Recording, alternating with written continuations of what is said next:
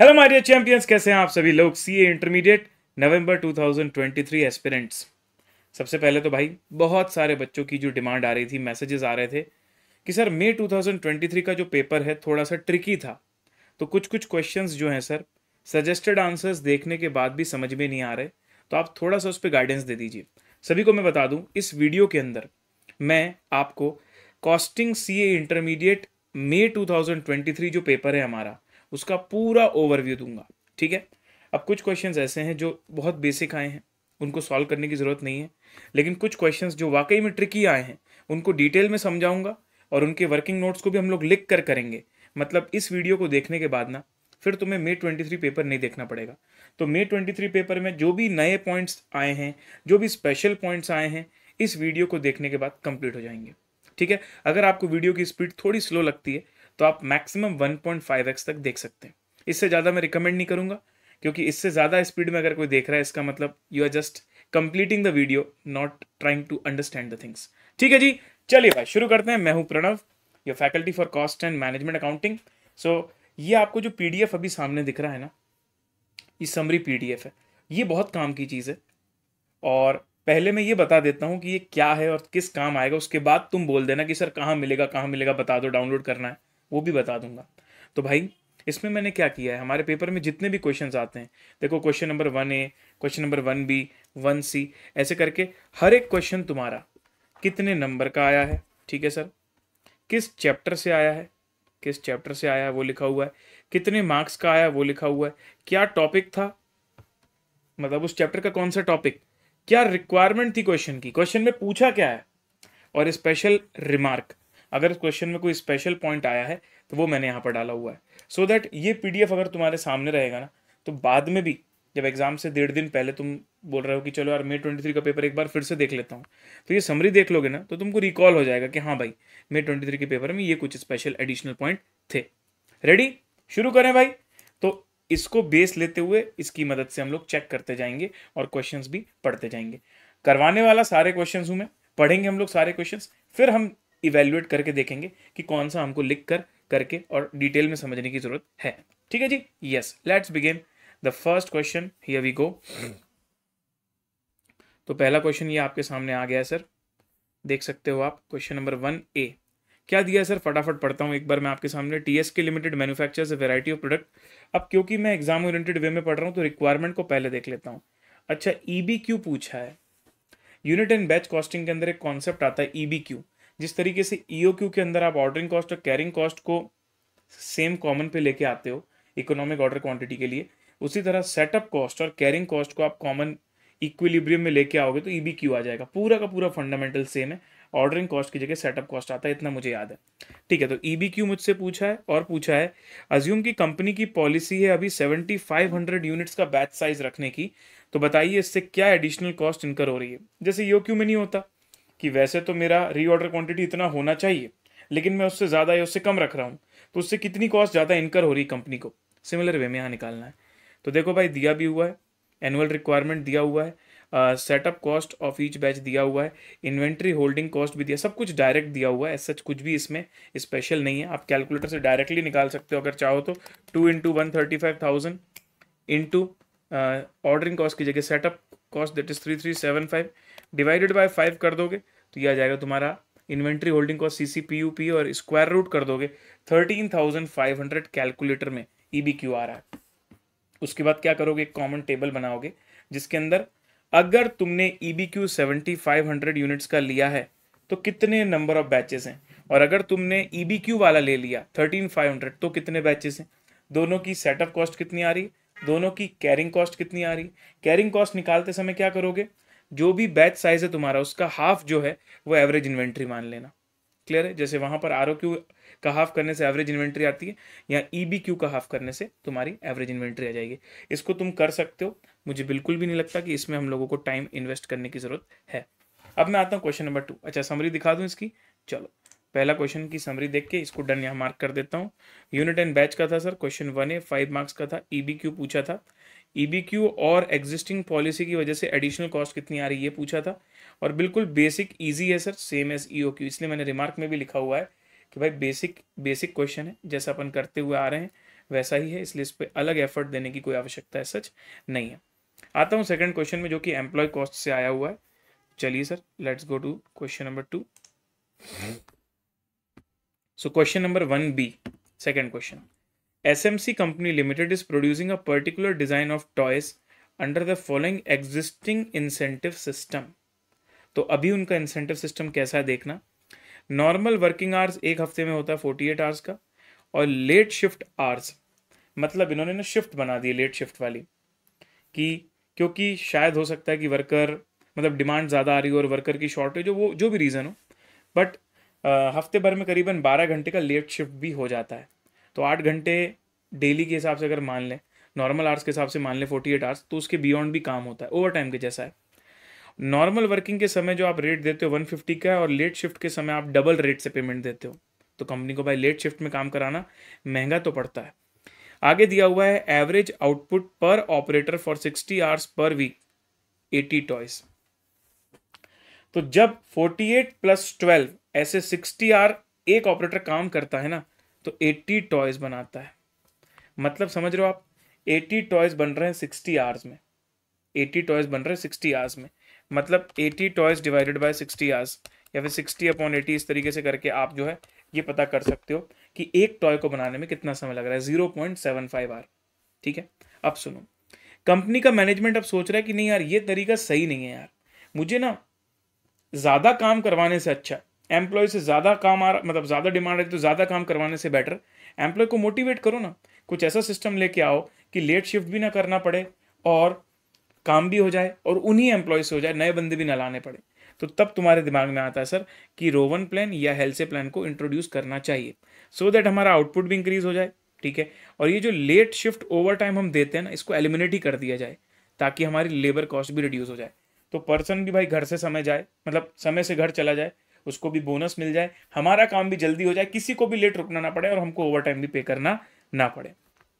अब देखिए, following information is obtained, the standard time allotted for 10 toys is 7.5 hours. बराबर है सर, ऊपर के हिसाब से भी मैंने निकाला था कि 0.75 आवर में एक टॉय बनता है, तो 10 टॉय कितने समय में बनने चाहिए, 0.75 × 10 करके देख लो, 7.5। तो दो जगह से ये मैच कर सकते हो तुम, यहां से भी 0.75 पर आवर आ रहा है, यहां से भी 0.75 पर आवर आ रहा है। टाइम रेट भी तुम्हारी 150 है। मतलब ये क्या बता रहे हैं कि ऊपर जो डेटा दिया वो अभी की सिस्टम का था, जब लेट शिफ्ट दिया जा रहा था। जब इंसेंटिव सिस्टम लाएंगे हेल्से रोवन वाला, तब क्या सिस्टम रहेगा वो भी सेम है। तो तब का स्टैंडर्ड आर बता रहा है, तब का टाइम रेट क्या होगा वो बता रहा है, और फिर क्या बोल रहा है देखिए, क्योंकि तुमने वर्कर को मोटिवेट कर दिया कि भाई तेज काम करोगे तो बोनस मिलेगा, तो इससे क्या हुआ, वर्कर लोगों की एफिशिएंसी बढ़ गई। Assuming that operator work for 48 hours in a week and produces 100 toys, now you are required to calculate the weekly earning of one operator under the existing system. पहले तो कि पहले जब मैं एक हफ्ते काम करवाता था वर्कर से तो उनको कितनी अर्निंग मिलती थी, और अब जब मैं रोवन सिस्टम और हेल्थ सिस्टम ले आऊंगा तो इनकी वीकली अर्निंग कितनी हो जाएगी, ये हमको निकालना है। क्वेश्चन वैसे इजी है, क्वेश्चन का सेकंड और थर्ड पार्ट तो बहुत सिंपल है, मैं तुमको यहाँ पर डायरेक्ट वर्किंग करके उसकी बता देता हूँ क्या खास पॉइंट हमको इसके अंदर देखना है। तो देखो भाई, हमने प्रोड्यूस करे हैं 100 टॉयज, ठीक है सर, हमने प्रोड्यूस करें 100 टॉयज, तो स्टैंडर्ड आर है हमारा 0.75 आर पर टॉय, बराबर है। तो बताइए मुझे टोटल स्टैंडर्ड आर कितना हो जाएगा। व्हेन आई से टोटल स्टैंडर्ड आर मतलब पूरी 100 यूनिट्स बनाने के लिए क्या होगा, तो 100 × 0.75 मतलब 75 आवर्स, यही हुआ ना मतलब। तो भाई जिस काम को करने में 75 आवर्स लगना चाहिए था, उस काम को तुम लोगों ने कितने 48 आवर्स में करके दिखा दिया। बताओ टाइम सेविंग कितनी है, समझे मैं क्या कहना चाहता हूँ। तो मेरे को स्टैंडर्ड आवर पता चल गया 100 टॉय बनाने का, और 100 टॉय बनाने में एक्चुअली मेरे 48 आवर्स लगे हैं, तो मतलब टाइम सेविंग हुई है 27 आवर्स की। अब मुझे आप बताओ यार, क्या ये मैं आपको सिखाऊं कि एक्चुअल आर दिया है, स्टैंडर्ड आर दिया और टाइम सेव्ड अगर हमने निकाल दिया है, तो अब रोवन और हेल्से से अर्निंग कैसे निकालोगे। मतलब सर ये डिस्कस करने की भी बात नहीं है, बड़ा सिंपल है सर। रोवन होगा तो जितना भी समय बचा है इंटू टाइम रेट इंटू 50%, ये हेल्थ से 50% प्लान हो गया। और अगर रोवन होगा तो वहाँ बोनस कैसे मिल जाएगा, time saved upon standard R into actual R into time rate. और दोनों की जो एक्चुअल वाली अर्निंग है 48 इंटू 150 वो भी जोड़ देना, टोटल अर्निंग आ जाएगी। अब सवाल ये उठता है लेकिन सर कि इसके पहले पार्ट में क्या लिखना है? सेकंड और थर्ड पार्ट तो तुम्हारा नॉर्मल है, जैसे कोई भी यूजुअल क्वेश्चन होता है रोवन हेल्से का, तो उसमें तीन ही चीज़ चाहिए, एक्चुअली दो ही चीज़ चाहिए, standard R, actual R. Time saving तो तुम निकाल ही सकते हो, पर एग्जिस्टिंग का मतलब वो क्या बोल रहा है? एग्जिस्टिंग मतलब अभी करेंटली क्या हो रहा था, तो अभी करेंटली क्या हो रहा था उसकी अर्निंग में बस निकलवा देता हूं, क्योंकि वो इस क्वेश्चन के अंदर थोड़ा सा इंपॉर्टेंट पार्ट है। तो सर अभी ये हो रहा था कि अभी मेरा काम 48 आवर्स नॉर्मल समय लगता था मेरे को, और 12 घंटे लेफ्ट शिफ्ट ओवर टाइम भी करवाना पड़ता था, तब जाके मैं हफ्ते भर में 80 टॉयज बना पाता था।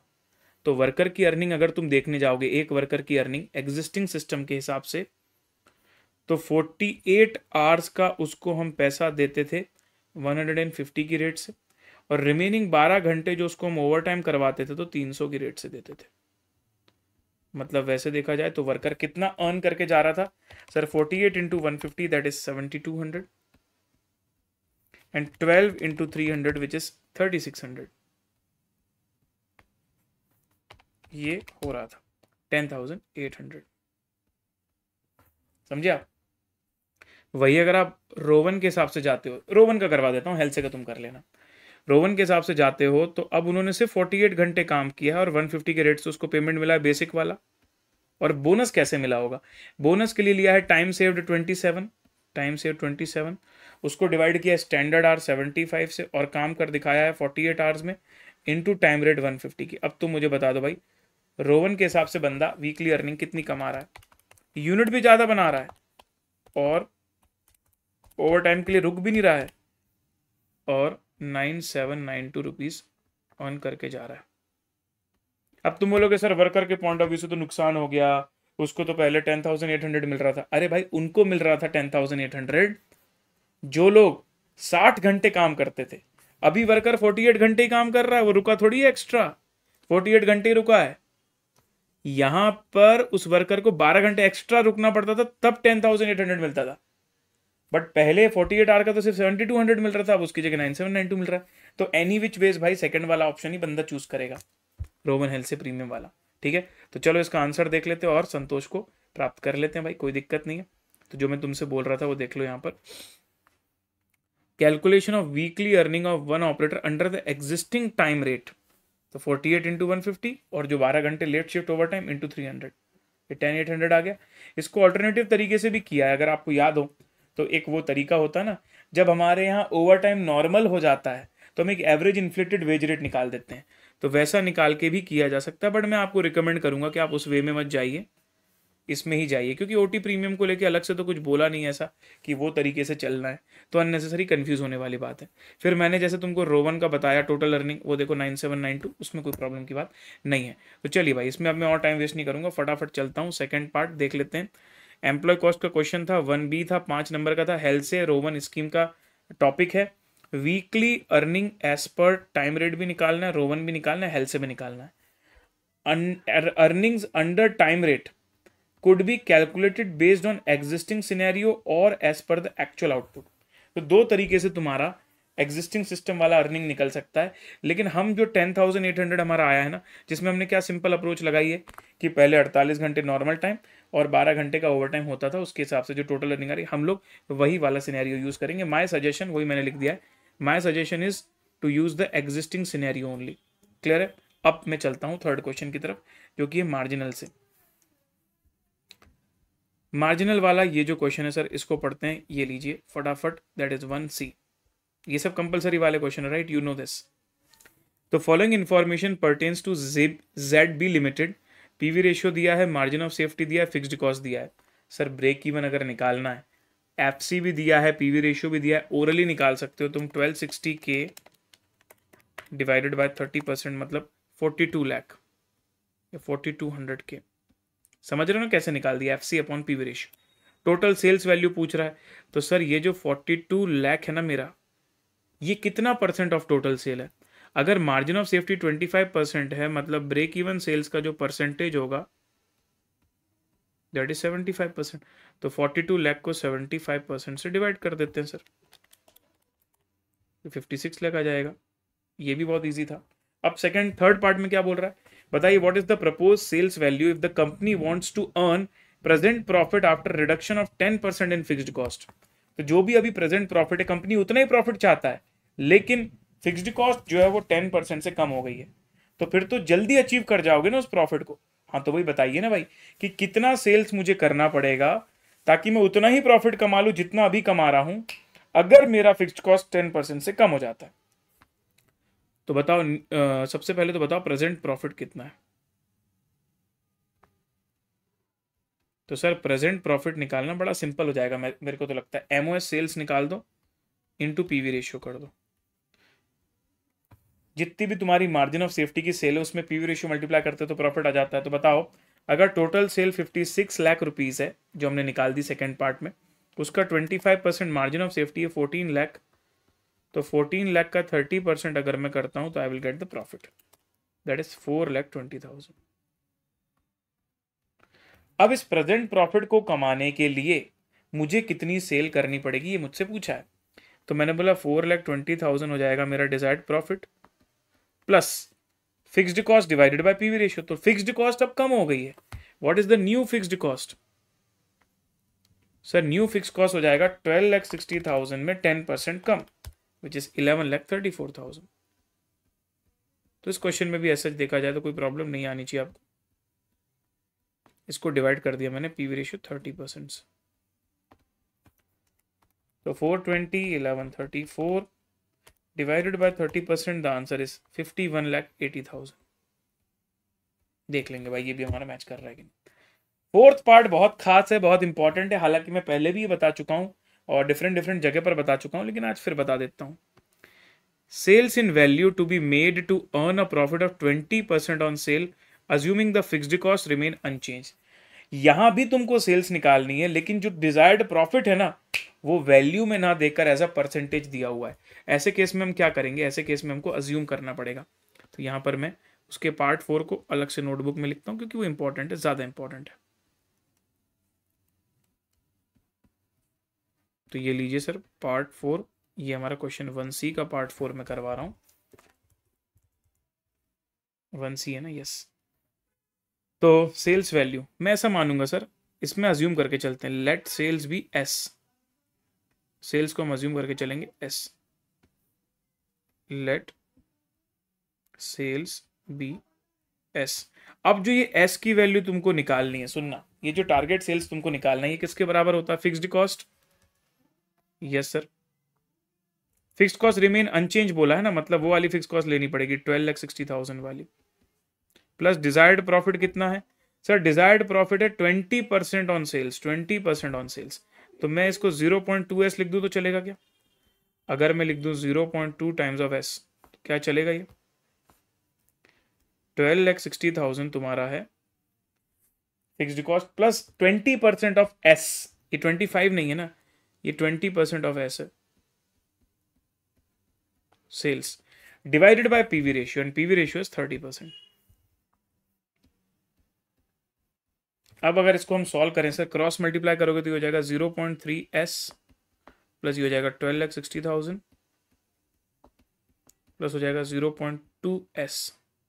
इसको सॉल्व कर देते हैं तो s की वैल्यू आपको पता चल जाएगी sir. 12,60,000 divided by 0.1, the answer is coming to 1,26,00,000। तो 20% प्रॉफिट ऑन सेल कमाने के लिए मुझे 1,26,00,000 रुपीस की सेल करनी पड़ेगी। ये पार्ट 4 आया था।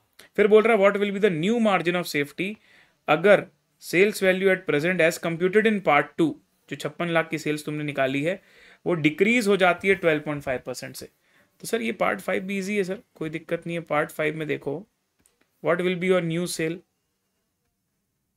न्यू टोटल सेल कितनी हो जाएगी? बोल रहा है सर जितनी आपने निकाली है ना 56 लाख, उसको 12.5% से कम कर दो, डिक्रीज बाय 12.5%। तो 56 lakh minus 12.5% is giving me 49 lakh. अब 49 लाख अगर मेरा न्यू टोटल सेल है तो इसमें से ब्रेक इवन सेल को माइनस कर दूंगा तो नया मार्जिन ऑफ सेफ्टी पता चल जाएगा। तो ब्रेक इवन सेल कितना है? 42 लाख। तो रिमेनिंग जो 7 लाख बचा तुम्हारा वो एमओएस हो गया। ये भी कोई दम का क्वेश्चन नहीं था। तो पार्ट सी में चलते हैं, इसका पार्ट 4 देखना है मुझे बस, 1C का पार्ट 4 जिसमें मेरा मेन फोकस था तुम लोगों को सिखाने का। तो एक एक करके तुम चेक कर लो भाई, संतोष प्राप्त होना चाहिए। लाइव चैट में सारे लोग संतोष ओपी लिखना ना भूलें। 42 लाख यस, 56 लाख यस, 51 लाख 80,000 ये भी आया, 1 करोड़ 26 लाख ये भी मैच किया है, और 7 लाख रुपीज़ का हमारा जो है मार्जिन ऑफ सेफ्टी आया ये भी मैच किया है। ये हो गया सर 1C। तो 1C की समरी जाके मैं देख लेता हूँ और समझ लेता हूँ कि जो हमने पूरा पढ़ा उसका कंक्लूजन क्या है। तो सर मार्जिनल कॉस्ट में से सवाल आया था, क्वेश्चन 1C था, 5 मार्क्स का था, CVP वाले टॉपिक का है। इसमें हमको ब्रेक इवन सेल भी पूछा, टोटल सेल भी पूछा, प्रपोज्ड सेल भी पूछा, टारगेट सेल भी पूछा। 5 नंबर के हिसाब से देखा जाए तो थोड़ा लेंदी जरूर दिया है। Target sales based on percentage special. तो ये जो पार्ट 4 हमने किया ना, जहां पर हम टारगेट सेल्स को एज अ परसेंटेज ऑफ मतलब प्रॉफिट को as a percentage of sale लेके चल रहे हैं, वो अच्छा था। बाकी rest all parts are basic and easy, उसमें किसी को प्रॉब्लम नहीं आनी चाहिए। अगर आपने CVP पढ़ा हुआ है तो आप आराम से कर पाओगे ये वाले पार्ट्स को। अब मैं आता हूँ सर किस में, अब मैं आ जाता हूँ हमारे नेक्स्ट क्वेश्चन नंबर 1D में। ठीक है, ये लीजिए sir question number 1D, toll plaza पर बेस्ड क्वेश्चन आया है। तो टोल प्लाजा सुनते ही तुमको ये टॉपिक तो याद आ गया होगा कि हम लोग सर्विस कॉस्टिंग की बात कर रहे हैं। यस, नीचे देख भी लेते हैं क्या पूछा है सर, वही टोल रेट पूछा है कि हर एक व्हीकल से कितना टोल रेट कलेक्ट करेंगे। अच्छा क्वेश्चन है ये वाला, और उसमें भी 2 अलग अलग सिनेरियो हैं, तो पढ़ लेते हैं। अब सर्विस कॉस्टिंग का टोल रेट बेस्ड क्वेश्चन है। Sir RST toll plaza limited built an 80 kilometer long highway between 2 cities and operate a toll plaza to collect the toll from passing vehicles. The company has estimated कि 50,000 light vehicle, 12,000 medium vehicle and 10,000 heavy vehicle will be using the highway in 1 month। भाई ये period 1 महीने का दिया है। इन outward journey, ओ मतलब इतने वाहन तो हमारे A से B तक जाएंगे, फिर उतने ही रिटर्न भी आएंगे, same number for return journey. तो इनका मानना है कि दोनों लेन पर बराबर ट्रैफिक रहेगा। तो जितने जितने व्हीकल्स यहाँ पर दिए ना, जाने में भी उतने और आने में भी उतने, तो हमको सर टोल डबल मिलेगा ना, ध्यान रखना। इसलिए 2 बार व्हीकल को लेंगे, इनका टोटल जो भी आ रहा होगा उसको डबल कर देंगे, जाने का भी आने का भी, क्योंकि आने में भी टोल लगता है जाने में भी लगता है। अब देखो क्या लिखा हुआ है, गवर्नमेंट के नोटिफिकेशन के हिसाब से अगर मेडिकल इमरजेंसी वाले कोई व्हीकल है, मतलब एम्बुलेंस हो गया, मेंबर ऑफ पार्लियामेंट सांसद और कोई एसेंशियल सर्विसेज जो हैं, उनको टोल चार्जेस से एग्जेम्प्ट किया जाता है। ठीक है, it is estimated that 10% of the light wait vehicle will pass the highway for such use. तो इनका ये कहना है भाई कि गवर्नमेंट ने एक नियम बना के रखा है कि कुछ कुछ चुनिंदा लोगों को टोल नहीं देना पड़ता। बट ऐसे कितने लोग हैं, तो बोले जितनी तुम्हारी ये 50,000 लाइट व्हीकल जा रही है ना, 50,000, उसमें से 10% एग्जेम्प्ट कैटेगरी वाला है। तो 50,000 का 10% मतलब 5,000। मतलब तुम मुझे बताओ, क्या 50,000 पूरे लोगों से तुम टोल कलेक्ट कर पाओगे? नहीं। तुम्हारे लिए तो जो एक्चुअली देखा जाए तो 45,000 व्हीकल्स ही चार्जेबल होंगे ना, बाकी 5,000 व्हीकल्स तो फ्री में जाने देना है। तो रेट निकालते समय 45 लेंगे हम, 50 लेंगे तो मतलब ही नहीं है ना भाई। वो 5,000 तो हमारा नॉर्मल लॉस जैसा है, उसको माइनस कर देंगे। अब सुनो, it is the policy of the company. ओ, ये बहुत प्रैक्टिकल चीज दी है जो रियल लाइफ में होती है। कंपनी की पॉलिसी है कि if the vehicle return with in 24 hours of their outward journey the total fair will be reduced by 25%। मतलब समझ लो कि A से B जाने में 100 रुपए लगते हैं और B से A आने में भी 100 रुपए लगते हैं, 200 रुपए का खर्चा होता है।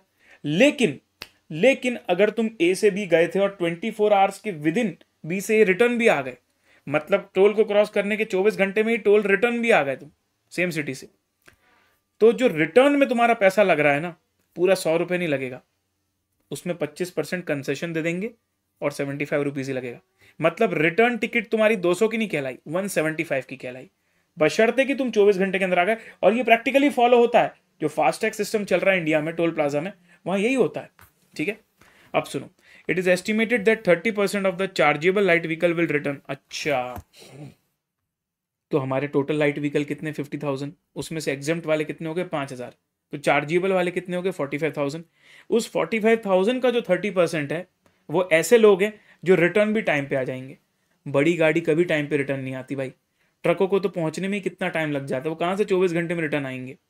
तो रिटर्न आने वाली गाड़ियां भी लाइट व्हीकल ही है, मतलब car SUV something like this. तो बोल रहा है 45,000 व्हीकल्स जो तुम्हारे टोटल जाने वाले हैं ना, उसमें से 30% व्हीकल ऐसे हैं जो जल्दी रिटर्न आ जाएंगे। रिटर्न तो सब आएंगे, लेकिन 30% व्हीकल जल्दी रिटर्न आ जाएंगे। ठीक है, the toll charges for the medium weight vehicle is to be fixed at 2.5 times the light weight. तो लाइट वेट वालों का अगर टोल चार्जेस एक्स है तो मीडियम व्हीकल्स से उस व्हीकल्स पर 2.5 गुना रहेगा, और हैवी व्हीकल्स पर मीडियम का 2 गुना, मतलब 2.5 इंटू 2, 5 गुना of the light vehicle. Toll and maintenance cost for the month हमको गिवन है sir 59,09,090। Company requires a profit of 10% over the total cost to cover the interest and the other cost. पहले बोल रहा है calculate the toll rate for each type of vehicle if the concession facilities are not available on the return journey. तो ये जो concession वाला बताया ना हमने, 50% ऑटोमेटिकली कंसेशन मिल जाता है, वो अगर अवेलेबल नहीं होता तो टोल रेट क्या रखते? ये पहला सवाल जो कि सिंपल है। सेकंड पार्ट थोड़ा कॉम्प्लिकेटेड है। Calculate the toll road that will be charge from light vehicle only. Second part में सिर्फ लाइट व्हीकल का पूछ रहा है। If a return journey concession facilities available, assuming that the revenue earned from the light vehicle calculated in option 1 remains the same। दो condition डाल दी। Second part में बोल दिया कंसेशन तो अवेलेबल है, लेकिन हम सेकंड पार्ट में आपसे ये बोल रहे हैं कि पार्ट 1 में लाइट व्हीकल से जितना रेवेन्यू आना है ना, उतना ही रेवेन्यू आपको चाहिए, उसके लिए क्या रेट रखोगे। अच्छा, अब इसके आगे का बात मैं आपको करवाते करवाते समझा पाऊंगा, है ना। इसको हम ओरल नहीं समझा पाएंगे, मैंने बस रीड कर दिया है, लेकिन इसको हम लोग क्वेश्चन अच्छा है, इसको लिख के करना चाहिए, इट विल बी बेटर। तो मैं आ गया हूं सर क्वेश्चन नंबर 1D के अंदर। ठीक है, क्वेश्चन 1D में हमने देख लिया sir 80 kilometre long highway etcetera etcetera etcetera. मैं क्या कर देता हूं sir, working note for number of equivalent vehicles निकाल देता हूं ना भाई, वही तो हमारे काम की चीज़ है, इसमें कॉस्ट स्टेटमेंट एटसेट्रा तो बनाना नहीं। इक्विवेलेंट व्हीकल्स, तो सर कैटेगरी ऑफ व्हीकल्स हमको लिखना रहेगा लाइट मीडियम हैवी, और नंबर ऑफ व्हीकल्स लिखेंगे और number of equivalent light weight vehicles. वही करना सही है ना भाई, लाइट वेट वालों का जो सबसे छोटी यूनिट का इक्विवेलेंट बनाओ तो थोड़ा इजी पड़ता है सॉल्व करने। तो कैटेगरी में मैं डाल देता हूं लाइट वेट, पूरा नहीं लिख रहा हूं, ठीक है, फिर लिख रहा हूं मीडियम, और फिर लिख रहा हूं हैवी वेट। तो नंबर ऑफ व्हीकल्स हमारे पास है सर 50,000 लाइट वेट। लेकिन अब समझना मैं क्या करने वाला हूँ, इस 50,000 में से मैं 10% हटा दूंगा। बेसिकली मैं 90% ले रहा हूँ 50,000 का। क्यों? अरे 10% लोग एग्जेम्प्ट हैं सर, 10% गाड़ियाँ जो लाइट व्हीकल में जा रही है वो एग्जेम्प्टेड हैं। Okay sir, got it. और ये तो लाइट व्हीकल, ये तो लाइट व्हीकल ही रहेगा। अगला देखिए आप ध्यान से,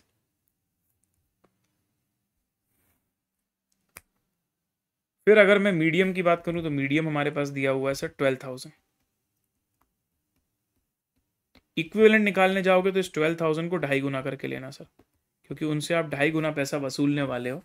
तो 12,000 का 2.5 मल्टीप्लिकेशन किया मैंने, 30,000 आ रहा है सर। और अगर मैं बात करूं हैवी व्हीकल वालों की, तो हैवी व्हीकल वाले सर 10,000 व्हीकल्स पास होने हैं, और ये 5 टाइम्स होगा हमारा लाइट वेट का, 5 टाइम्स है, मतलब इसको 50,000 के बराबर काउंट करना हो, इतना पैसा इससे मिलेगा। तो अब अगर मैं तुमसे ये पूछूं कि टोटल इक्विवेलेंट लाइट व्हीकल्स कितने हैं, तो 45,000, 30,000 प्लस 50,000। लेकिन एक खास बात सर इसके अंदर, फॉर आउटवर्ड जर्नी और same number of vehicle will be coming for return journey also. तो टोटल आउटवर्ड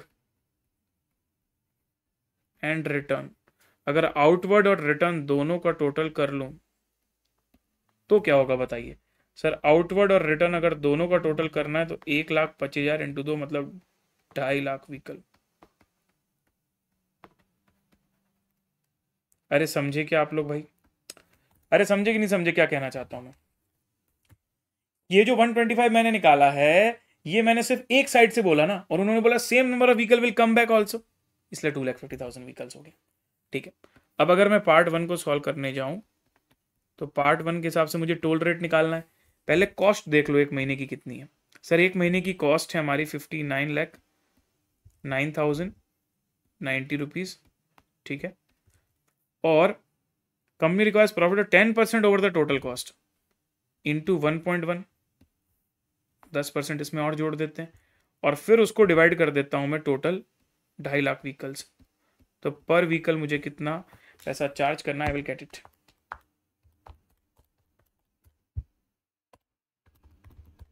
सर 25.99999 मतलब 26 रुपीज पर व्हीकल। ये हमारा सिंपल वाला चीज आ गया है। पार्ट 2 खास है सर, पार्ट 2 खास है। पार्ट 2 से पहले फिर से मुझे वर्किंग नोट बनाना होगा। पार्ट 2 के में वर्किंग नोट नंबर 2 में मैं ना सिर्फ निकालने वाला हूं calculation of number of light vehicles only when concession is allowed, जब कंसेशन दिया जा रहा है। रिटर्न 24 घंटे में आने पे जो कंसेशन अगर मिल रहा है तो क्या होगा, तो देखो भाई क्या होगा, समझाता हूं मैं आपको। 45,000 व्हीकल्स तो मेरे जाने वाले हैं, ये तो अपन ने ऊपर भी देख लिया, जाएंगे। उस 45,000 व्हीकल में से सुनना, जो 30% व्हीकल है मेरे, वो 24 घंटे में रिटर्न आ जाएंगे। तो उन 30% व्हीकल को मैं पूरा काउंट नहीं कर सकता, उनसे मैं पूरे पैसे नहीं लेने वाला जो लाइट व्हीकल से मुझे लेने हैं, उनसे मैं 25% डिस्काउंटेड पैसे लूंगा, मतलब 75%। समझिए क्या किया मैंने। तो मैंने क्या बोला, जाते समय तो देखो सबके जो भी पैसे हैं वो कट जाएंगे, जाते वक्त जिसके जो पैसे थे वो कट जाएंगे, लेकिन रिटर्न में 45,000 व्हीकल्स में से जो 30% व्हीकल्स हैं उन पे 75% ही पैसा कटना है। ठीक है सर, प्लस जो रिमेनिंग 70% व्हीकल्स हैं आपके, उन पर तो पूरा पैसा लगेगा ना, उन पर तो पूरा ही पैसा लगेगा, क्योंकि वो तो 24 घंटे के बाद रिटर्न आ रहे हैं। तो वैसे डायरेक्टली मैं क्या करता, 45 प्लस 45 90, ऊपर हमने वही किया कि जाने का भी वही रेट, आने का भी वही रेट। लेकिन अभी वाले पार्ट में हमने क्या कर दिया है सर, जो रिटर्न हमारे हो रहे हैं ना, उन रिटर्न में 2 सेगमेंट बना दिए। 30% वो जो 24 घंटे में रिटर्न हो गए, उनको 25% का डिस्काउंट दे दिया, इसलिए 75% लिखा है मैंने। 25% डिस्काउंट मतलब समझ गए। और बाकी जो 70% व्हीकल्स हैं उनसे पूरा चार्ज कर ले, इसलिए उसमें कोई डिस्काउंट देने की जरूरत नहीं है। इसको चेक करो कैलकुलेटर से कितना आ रहा है। तो ये मैं निकाल देता हूँ sir, 45,000 into 30% into 75% M plus 45,000 into 70% M plus memory recall plus 45,000, ये आ रहा है सर 86,625 व्हीकल्स, 86,625 व्हीकल्स, ये आ रहा है मेरा जब कंसेशन अलाउड होगा तब का। ठीक है, अब सुनना मेरी बात ध्यान से, ठीक। सो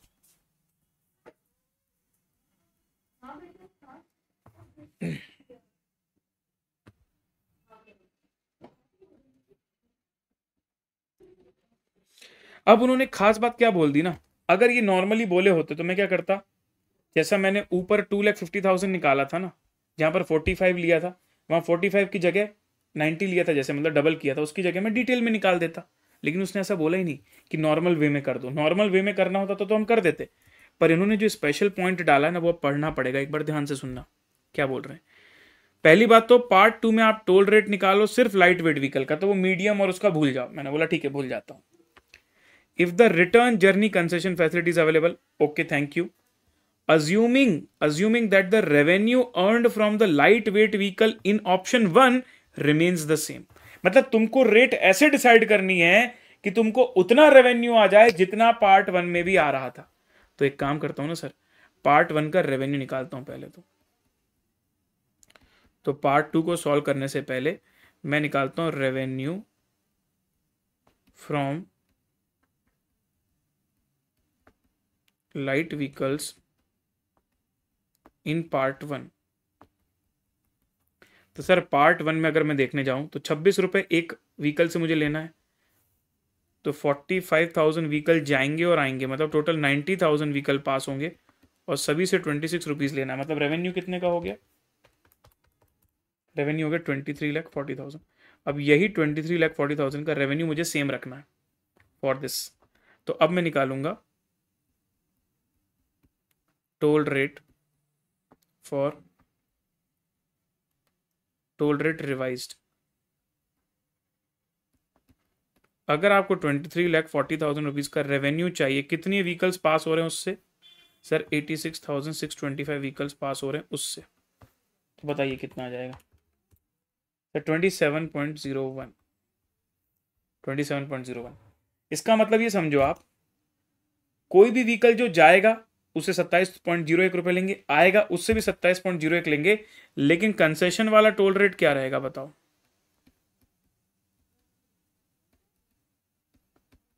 तो अगर कोई गाड़ी, सुनना, जाते समय गाड़ी की हमने 27 रुपए काट लिए फास्टैग में से, पर वो गाड़ी अगर 24 घंटे के अंदर रिटर्न आ गई ना, तो हम उसको 25% डिस्काउंट दे देंगे। हालांकि ये पूछा नहीं था, बट निकाल सकते हैं। तो 27.01 इंटू 75% विच इज 20.26257 दिया, तो 26 ले लिया। समझे? अब एक बार फटाफट देख लेते हैं आंसर भाई। बहुत अमेजिंग, बहुत उम्दा। क्वेश्चन नंबर 1 में सबसे तगड़ा क्वेश्चन यही आया था सर, है ना, और थोड़ा टाइम टेकिंग भी था। तो इस बार ये चीज है कि क्वेश्चन 1 थोड़े टफ दिए, कॉस्टिंग जनरली नहीं देते। तो पहले सर हम लोगों ने क्या किया, calculation of toll rate of each type of vehicle. तो ये सर हमारा 65 लाख आया था रेवेन्यू डिवाइडेड बाय 2.5 लाख, ये 26 रुपये का रेट था। 26 रुपये का रेट एक का था। तो ये मैं निकाला नहीं, मैंने मतलब मैं लिखना भूल गया, बट तुमको लिखना है ना, क्योंकि पहले वाले पार्ट में तो तीनों व्हीकल के लिए निकालना था, कोई बड़ी चीज़ नहीं है। इंटू 2.5 इंटू 5 तो तुम जानते हो क्या किया। लेकिन ये जो था part 2, calculation of toll rate for each type of vehicle, revenue earned देखो 23,40,000, और उसको डिवाइड कर दिया मैंने 86,625 से, तो ये आ गया 27.01। और जो 13,500 लाइट व्हीकल, 13,500 लाइट व्हीकल मतलब, अरे वो जो 24 घंटे में टाइम से आ जा रहे हैं, 45,000 का 30%, वो 30% व्हीकल्स जो टाइम से रिटर्न आ जाएंगे, उनको रिटर्न के समय 20.26 रुपीज़ लेंगे।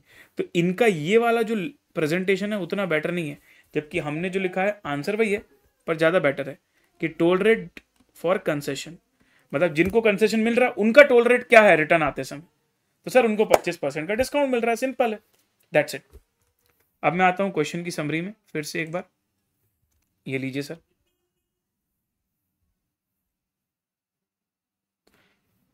सर सर्विस कॉस्ट का था सवाल, 1D था, 5 मार्क्स का था। Toll plaza, toll plaza without concession rate and with concession rate. Return concession वाला जो पॉइंट है उससे नंबर ऑफ व्हीकल्स में क्या चेंज आ रहा है उसका कैलकुलेशन इंपॉर्टेंट था। एग्जेम्प्ट व्हीकल वाला पॉइंट नया था, एग्जेम्प्ट व्हीकल वाला पॉइंट। ये दो चीजें तुम्हारे लिए खास थी जो हमने यहां पर देखी। ठीक है, अब मैं चल रहा हूं अगले सवाल में। उसमें तुम कमेंट पढ़ के पहले देख लो क्या लिखा हुआ है। Basic easy, basic easy. फिर भी क्वेश्चन पढ़ लेते हैं, पर तुम पढ़ के खुद ही बोलोगे कि सर इसको सॉल्व करने की आवश्यकता नहीं है, बट एक बार पढ़ा दीजिए सर क्वेश्चन। एक पूरा आइडिया हमको चाहिए ना पेपर में क्या क्या आया था। हम खुद से पढ़ने जाएंगे, टाइम ज़्यादा लग जाएगा। तो देखो इसमें क्या है, सेकंड पार्ट में consumption of raw material budget बनाना है month by month, month wise quantity and value of raw material purchase भी करना है। ऐसा सवाल हम स्टडी मैट में भी किए हैं। स्टोर लेजर भी बनाना है लास्ट में, 10 नंबर में बहुत सारी चीज़ पूछ लिया। तो 1 जनवरी से 30 अप्रैल तक का डेटा दिया हुआ है। तो जनवरी, फरवरी, March, April, number of working days, production in units per working day, देख रहे हो हर दिन हम कितनी यूनिट्स बनाएंगे on an average. Raw material purchases percentage by weight to total of 4 months. अच्छा, जो भी तुम्हारा टोटल परचेज रिक्वायरमेंट है 4 महीने का, उसका 21% तुम जनवरी में खरीद लोगे, 26 तुम फेब में, 30 तुम मार्च में। ऐसे तो Q1, Q2, Q3, Q4 का था ना एक क्वेश्चन, जहां पर वो क्या करते थे, पूरे साल भर के परचेज रिक्वायरमेंट पहले 3 क्वार्टर में पर्टिकुलर परसेंटेज में खरीद लेते थे, उसी के जैसा है। फिर परचेज प्राइस भी दिया रॉ मटेरियल का, क्वांटिटी ऑफ रॉ मटेरियल पर यूनिट ऑफ प्रोडक्ट, एक यूनिट बनाने में कितने केजी मटेरियल लग रहा है, opening stock of raw material वो भी दिया हुआ है सर, और उसकी कॉस्ट और क्वांटिटी दोनों है, closing stock of raw material भी दिया हुआ है। All the purchases of the material are made at the start of the each month, और आपको ये सारे बजट निकालना है। सबसे पहले तो मैं सिंपल तुमको बता दूं भाई, अगर तुम नंबर ऑफ वर्किंग डेट्स को प्रोडक्शन से मल्टीप्लाई करते हो तो तुमको FG का प्रोडक्शन पता चल जाएगा। जैसे देखो 25 इंटू 50, सर ये पता चल गया मेरे को 1250 यूनिट्स बन रही। देखो ना 25 वर्किंग डे, और every day you are producing 50 units. Then 24 into 55 1320, 26 into 60 which is 1560, then 25 into 52 which is 1300। ये तुम्हारा हो गया फिनिश गुड्स। अब मेरी बात ध्यान से सुनना, अगर मैं तुमसे पूछूं रॉ मटेरियल कितना लगेगा, सर हर एक यूनिट बनाने के लिए 4 kg, तो सबको 4 से मल्टीप्लाई करते चलते हैं। यहां लग जाएगा 5000 kg, यहाँ लग जाएगा 5280 kg, यहाँ हो जाएगा 15 16 4 6240 kg, और यहाँ हो जाएगा 13 4 5200 kg। ये हो गया कंजम्पशन बजट तुम्हारा, ठीक है। ये हो गया consumption budget month by month. तो जो हमने निकाला मंथ बाय मंथ ही निकला, देखो तुम जैन फेब मार्च अप्रैल। अगला निकालना है मटेरियल परचेज। अब मटेरियल परचेज कैसे निकालेंगे, पहले मैं निकालता हूं calculation of total purchase quantity. जब वो पता चल जाएगा ना, फिर परसेंटेज वाइज में बांट सकता हूं कि जनवरी में कितना, फेब में कितना, मार्च में कितना। पहले टोटल तो पता चले। तो कैसे निकालते हैं परचेज सर? देखो सर, मुझे टोटल कितने रॉ मटेरियल की रिक्वायरमेंट है, 5000 प्लस 5280 प्लस 6240, इन सब का मैंने टोटल किया तो आ रहा है 21720, प्लस मुझे क्लोजिंग मेंटेन करना है 5100 kg का, और ओपनिंग मेरे पास है 6020 kg। मतलब इतना मटेरियल मुझे परचेज करना पड़ेगा। कितना? 20800 kg बस। अब ये 20800 kg जो है तुम परसेंटेज वाइज बांट दो, 20800 इंटू 21%, तो यहाँ आ गया 4368 जनवरी में, यहाँ आ गया 5408, फिर यहाँ आ गया तुम्हारा 6240, फिर यहाँ आ गया तुम्हारा 4784 kg।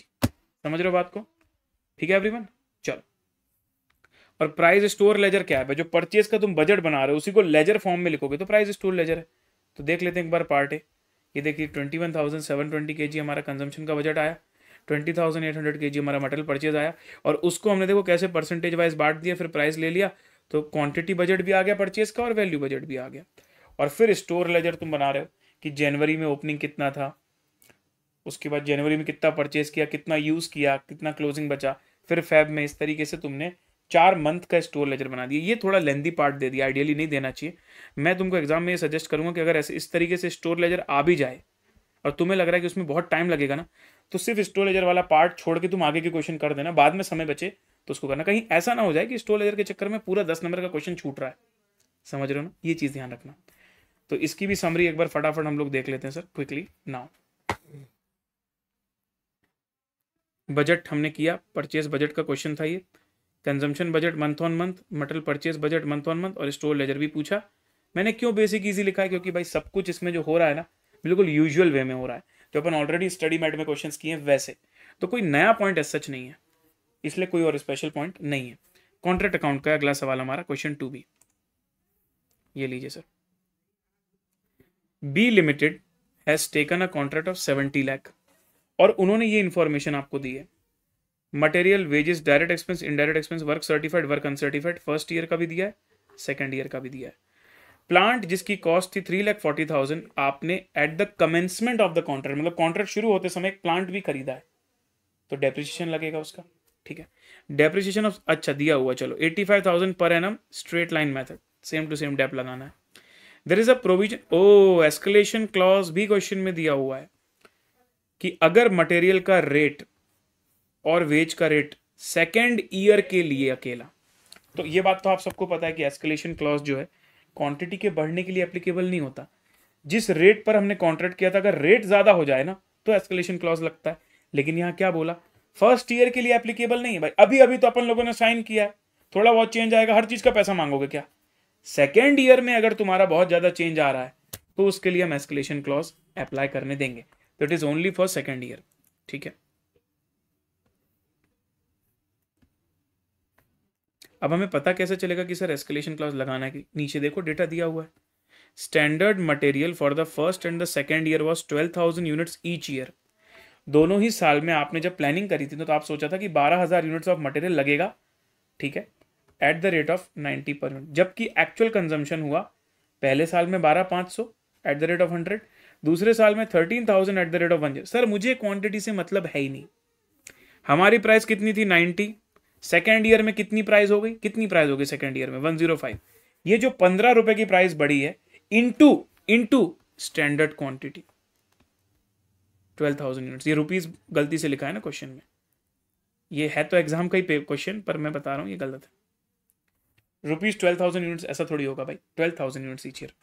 तो 12,000 units are the standard units, और प्राइस में कितना चेंज आया, 90 रुपये वाली चीज 105 क्योंकि। सेम लेबर में देखो, स्टैंडर्ड लेबर आवर्स तुमको दिए 10,000 और तुमने सोचा था, नहीं sorry, standard labour hour for first year was 10,000, हमारे लिए सेकेंड ईयर रेलिवेंट है, और वेज रेट हमारी 120 हमने सोची थी लेकिन सेकेंड ईयर में 130 हो गई, तो ये 10 रुपये जो पर आवर बढ़ा 9,000 घंटों के लिए।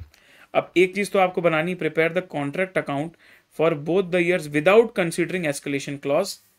मतलब जब आप कॉन्ट्रैक्ट अकाउंट बना रहे हो तब भूल जाओ कि एस्केलेशन क्लॉज के बारे में कुछ दिया है। और सेकंड पार्ट में बोल रहा है compute the total value of the contract by considering the escalation clause. अब इतना इजी एस्केलेशन क्लॉज दिया कि क्या ही बताऊं तुमको भाई, यही बता देता हूं मैं तुमको। कॉन्ट्रैक्ट अकाउंट बनाना तो इसमें बिल्कुल सिंपल है, बिल्कुल चिल्टू। इसका रीजन ये है कि कोई कैलकुलेशन निकालना ही नहीं, तुमको वर्क सर्टिफाइड भी दिया है, अनसर्टिफाइड भी दिया है, और सेकंड ईयर में तो कॉन्ट्रैक्ट पूरा ही हो जा रहा है, तो सर्टिफाइड अनसर्टिफाइड की टेंशन ही नहीं है। सिर्फ एस्केलेशन क्लॉज देख लो कैसे आ रहा है। अगर मैं मटेरियल की बात करूं तो मटेरियल जो 90 रुपीज का तुमने सोचा था उसकी प्राइस अब बढ़कर हो गई सेकेंड ईयर में 105, 15 रुपए पर यूनिट बढ़ गया है। स्टैंडर्ड क्वांटिटी 12,000 यूनिट्स की, ठीक है। सिमिलरली अगर मैं लेबर की बात करूं दोस्तों, तो लेबर का प्राइस तुम्हारा हो गया 130 फॉर द सेकेंड ईयर, जबकि स्टैंडर्ड तुमने सोचा था 120, और सेकेंड ईयर के स्टैंडर्ड आवर्स हैं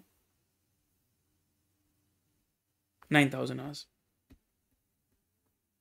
तो इतना एक्स्ट्रा वैल्यू तुमको कॉन्ट्रैक्ट वैल्यू में ऐड करने मिलेगा कॉन्ट्रैक्टर को, 1,80,000 और 90,000। इन दोनों का टोटल करते हैं, देखिए कितना आ रहा है, 180 और 90 आ रहा है सर 2,70,000 रुपीज। तो ये तुम्हारा एक्सेप्टेबल एस्केलेशन क्लॉज है। ये हो गया क्वेश्चन नंबर 4 भी। चलो इसका सॉल्यूशन एक बार फटाफट देख लेते हैं सर। तो कॉन्ट्रैक्ट अकाउंट कुछ भी नहीं sir, as it is question से डेटा लिया, एक डेप्रिसिएशन ऐसी चीज थी जो नीचे अलग से लिखी हुई थी। सर कॉस्ट लेके यहां पर WDV ले लूं वो भी चलता है, डेप्रिसिएशन ले लो डेबिट साइड में वो भी चलता है। वर्क सर्टिफाइड अनसर्टिफाइड डायरेक्टली दिया, ये तुम्हारा आ गया नोशनल प्रॉफिट। सेकेंड ईयर में गए तो फर्स्ट ईयर का जो WIP था वो सेकेंड ईयर में ओपनिंग WIP कर दिया, फिर सेकेंड ईयर के खर्चे लिए, और अब क्योंकि काम खत्म हो गया तो कॉन्ट्रैक्टी अकाउंट से क्रेडिट करके फिर से नोशनल प्रॉफिट लॉस आ जाएगा। ये तो सिंपल था। अब ये देखो एस्केलेशन के लिए देखा, 1,80,000 और 90,000, तो 70 लाख में तुम्हें ये ऐड करने मिलेगा, तो तुम्हारी जो रिवाइज्ड कॉन्ट्रैक्ट वैल्यू आएगी, total value of contract after escalation clause, उसका आंसर आएगा ये 72 लाख। मैंने सिर्फ ये बता दिया कितना जोड़ने मिलेगा, ठीक है। चलो अब इस क्वेश्चन में जो थर्ड पार्ट पूछा है ना सर, उसका कोई रेलेवेंस होता नहीं, बट फिर भी पूछ लिया। थर्ड पार्ट में पूछ लिया कि बताइए व्हाट इज द इंक्रीज और decrease in the cost of material and wages, actual increase decrease. Escalation में कितना क्लेम मिलेगा उसकी बात नहीं कर रहे हैं, एक्चुअल में कितनी मटेरियल की कॉस्ट ज्यादा या कम लगी, कितनी वेजेस की कॉस्ट कम या ज्यादा लगी ईयर ऑन ईयर, ईयर 1 में भी ईयर 2 में भी। तो कुछ नहीं भाई, स्टैंडर्ड क्वांटिटी और स्टैंडर्ड प्राइस ले लिया, एक्चुअल क्वांटिटी और एक्चुअल प्राइस ले लिया। ये देखो आप, standard quantity of first year, standard price of first year, actual quantity of first year, actual quantity actual price of first year. Similar for labour and then similar for second year. तो यहां पर जब तुम gap निकालोगे तो increase decrease, this is just like material cost variance, labour cost variance, और कुछ नहीं। ठीक है, अब अगर हम इसकी समरी देखने जाएं, अब अगर हम लोग इसकी समरी देखने जाएं तो देखो क्या लिखा हुआ है sir. Contract account and escalation true. Contract account for 2 years very simple. Revised contract value after escalation very simple. And third is increase and decrease in material और labor cost. Basic easy. Again इसके अंदर कोई भी new point as such नहीं है अगर मैं देखने जाऊं तो। अब मैं आता हूं सर बजट में, 3A 10 marks budget, current position, next year position, इसमें है कुछ पॉइंट्स देखने लायक, है ना। तो एक और बजट का क्वेश्चन आ गया, और ये हमारा क्वेश्चन 3A, इसमें चलते हैं अब हम लोग फटाफट। ये भी 10 मार्क्स का है आपका, पढ़ो मेरे साथ।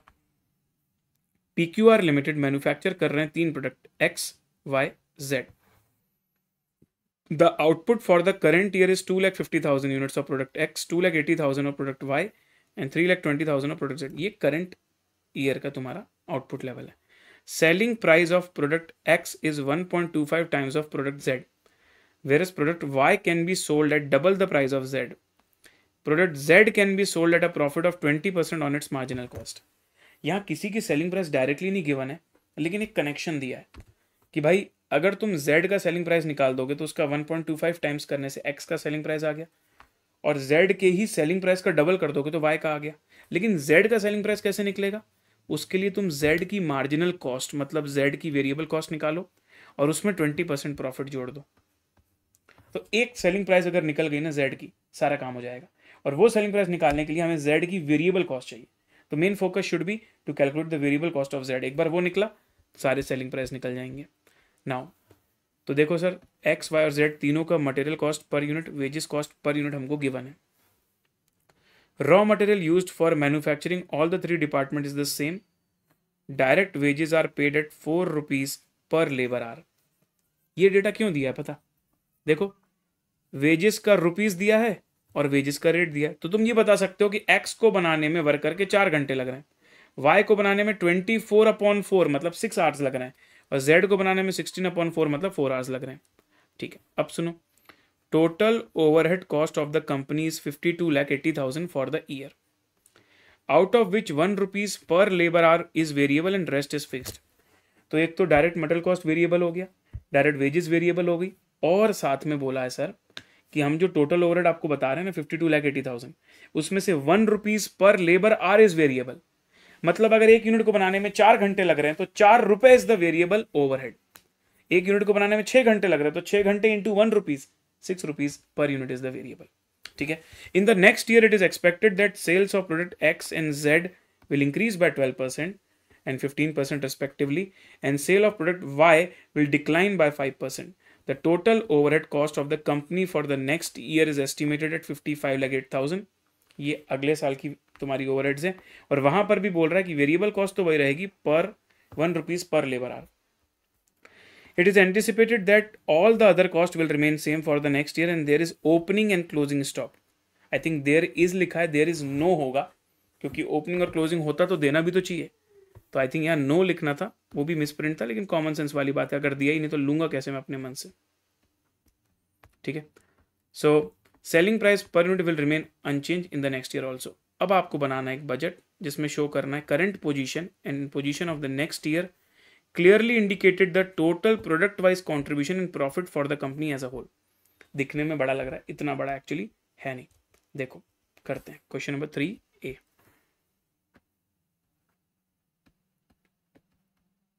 ये भी 10 मार्क्स का है। ठीक है। तो एक करंट सिनेरियो और एक नेक्स्ट ईयर का सिनेरियो, ये बोला ना, करंट पोजीशन और नेक्स्ट ईयर पोजीशन। तो मैं यहां पर ले लेता हूं सर एक्स, वाई, जेड, और टोटल भी ले रहा हूं क्योंकि उसने क्या बोला कि टोटल ओवरऑल व्यू भी बताना।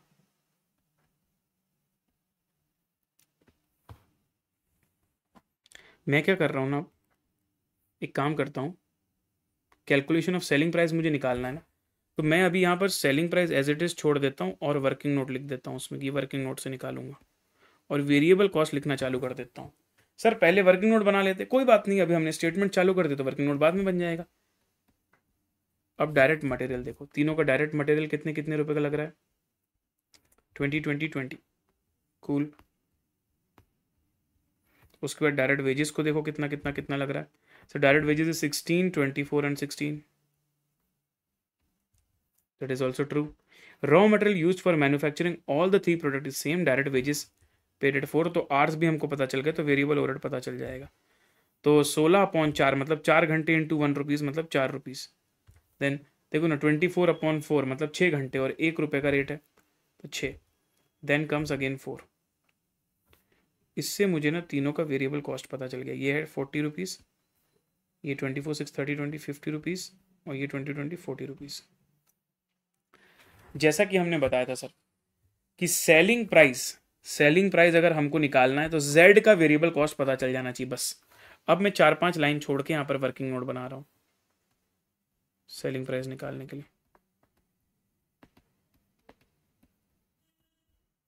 तो देखो भाई, variable cost of Z is coming to 40 rupees per unit. Profit percentage क्या बोला क्वेश्चन ने, बोल रहा है profit of 20% on marginal cost. तो 40 का 20% मतलब कितना ले लूं भाई, 8 रुपीज। इसका मतलब सेलिंग प्राइस ऑफ जेड कितना हो गया, 48 पर यूनिट। तो बताइए what should be the selling price of X. Sir 48 का 1.25 टाइम्स, मतलब 60। What should be the selling price of Y. Sir Y का सेलिंग प्राइस बोला था double the price of Z, मतलब 96 रुपीज। अब समझिए आप, 60, 96 और 48, तो 60, 96, 48। क्लियर है सर। यहाँ पर आ जाएगा contribution, 60 minus 40 20, 96 minus 50 46 and 48 minus 40 is 8 rupees. अब हमको सर क्वांटिटी भी दिया हुआ है तीनों का, तो यहाँ पर मैं लिख देता हूँ आउटपुट दैट इज 250 के, 280 के एंड 320 के।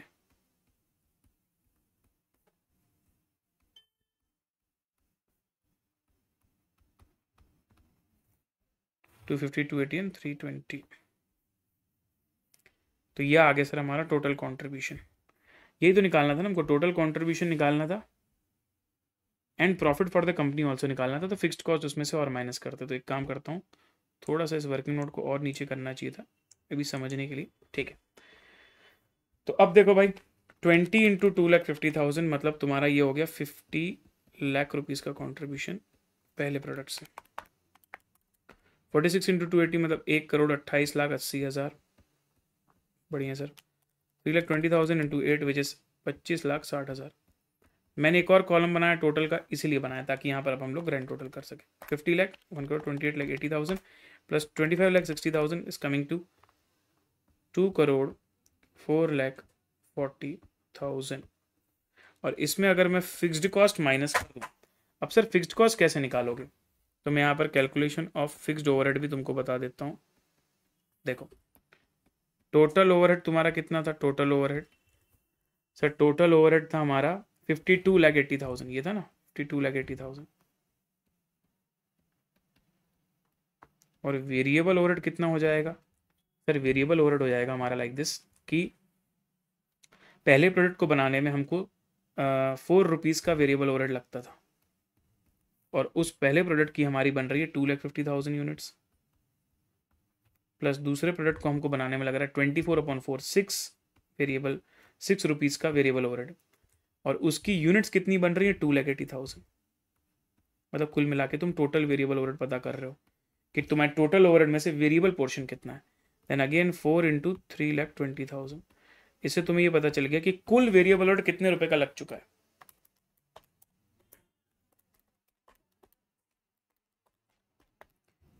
₹39,60,000 का। क्या आप तुम मुझे बता सकते हो फिक्स्ड ओवरहेड कितने का कहला जाएगा। 52,80,000 माइनस 39,60,000, 13,20,000। तो यहाँ पर प्रोडक्ट वाइज नहीं निकालना, बट यहाँ 13,20,000 ओवरऑल में डालूंगा तो मुझे प्रॉफिट भी पता चल जाएगा। 2044,00,00 माइनस 13,20,000, 2,04,40,000 माइनस 13,20,000। 13,20,000 है, 52,80,000 माइनस 39,60,000, 13,20,000। इतना ज़्यादा प्रॉफिट, चलो देख लेते हैं, कोई प्रॉब्लम नहीं है। बराबर है सर, 13,20,000 प्रॉफिट हमारा आ गया, सही है। 1,91,20,000। अब अगले साल में क्या चेंज आ रहा है, कोई सिग्निफिकेंट चेंज नहीं है भाई। नेक्स्ट ईयर में तुम्हारी क्वांटिटी में चेंज आ रहा है। जैसे यहाँ पर क्वांटिटी सोल्ड थी 250 और 280, ये 12% और 15% से बढ़ रही है, और ये करीबन 10% से शट डाउन हो रहा है। ऐसे कुछ दिया क्वेश्चन पढ़े अगर हम लोग, तो ये देखो, ये 12% से बढ़ रहा है एक्स, अच्छा, और जेड बढ़ रहा है 15% से, वाई डिक्लाइन हो रहा है 5% से, और ओवरहेड कॉस्ट तुम्हारी चेंज हो गई है। तो अगेन जो सेकेंड ईयर का ओवरहेड कॉस्ट होगा उसमें भी तुम वेरिएबल का अलग निकालोगे क्वांटिटी से, आर्स को मल्टीप्लाई करके, कितना वेरिएबल ओवरहेड इतना फिक्स्ड है, और बाकी की क्वांटिटी बढ़ा दोगे, और पर यूनिट तो प्राइसेस वही हैं, तो सेम टू सेम तुम्हारा प्रोजेक्ट हो जाएगा। तो देखो यहाँ पर सेलिंग प्राइस भी वही है, कंट्रीब्यूशन भी वही है 20, 46, 8, लेकिन अब क्वांटिटी 280 हो गई। कैसे आई 280, 2.5 लाख का 12% इंक्रीज, 280 में 5% डिक्लाइन, 320 में 15% इंक्रीज, ऐसे करके टोटल कंट्रीब्यूशन आ गया।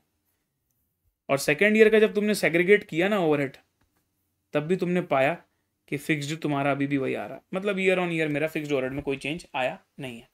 तो अब तुम्हारा प्रॉफिट जो है बढ़ के इतना होगा। तो मेन बेसिक फंडा तुम समझे इस क्वेश्चन में। जो अच्छी चीज़ हमको नजर आई सर वो थी कैसे जेड का वेरिएबल कॉस्ट निकालना और फिर कैसे वहां से कनेक्ट करके सारी सेलिंग प्राइस निकालनी है। तो वही हमारा खास पॉइंट था इसके अंदर। बजट का था 10 नंबर का, current position and next year position with contribution and overall profit, calculation of selling price निकालना अच्छा पॉइंट था, using variable cost per unit of product Z, सब कनेक्टेड था। ठीक है, फिर आते हैं कॉस्ट शीट में सर। कॉस्ट शीट हमेशा की तरह ज़्यादातर केसेस में जैसे इजी आता है वैसे ही कॉस्ट शीट का स्टडी मेट वाला ही एक सवाल आया था, जिसमें सारा BCOP एटसेट्रा का सबका रिक्वायरमेंट पूछा हुआ था और बहुत लेंदी भी नहीं था। मतलब देखा जाए तो बोनस क्वेश्चन था कॉस्ट शीट का इस बार।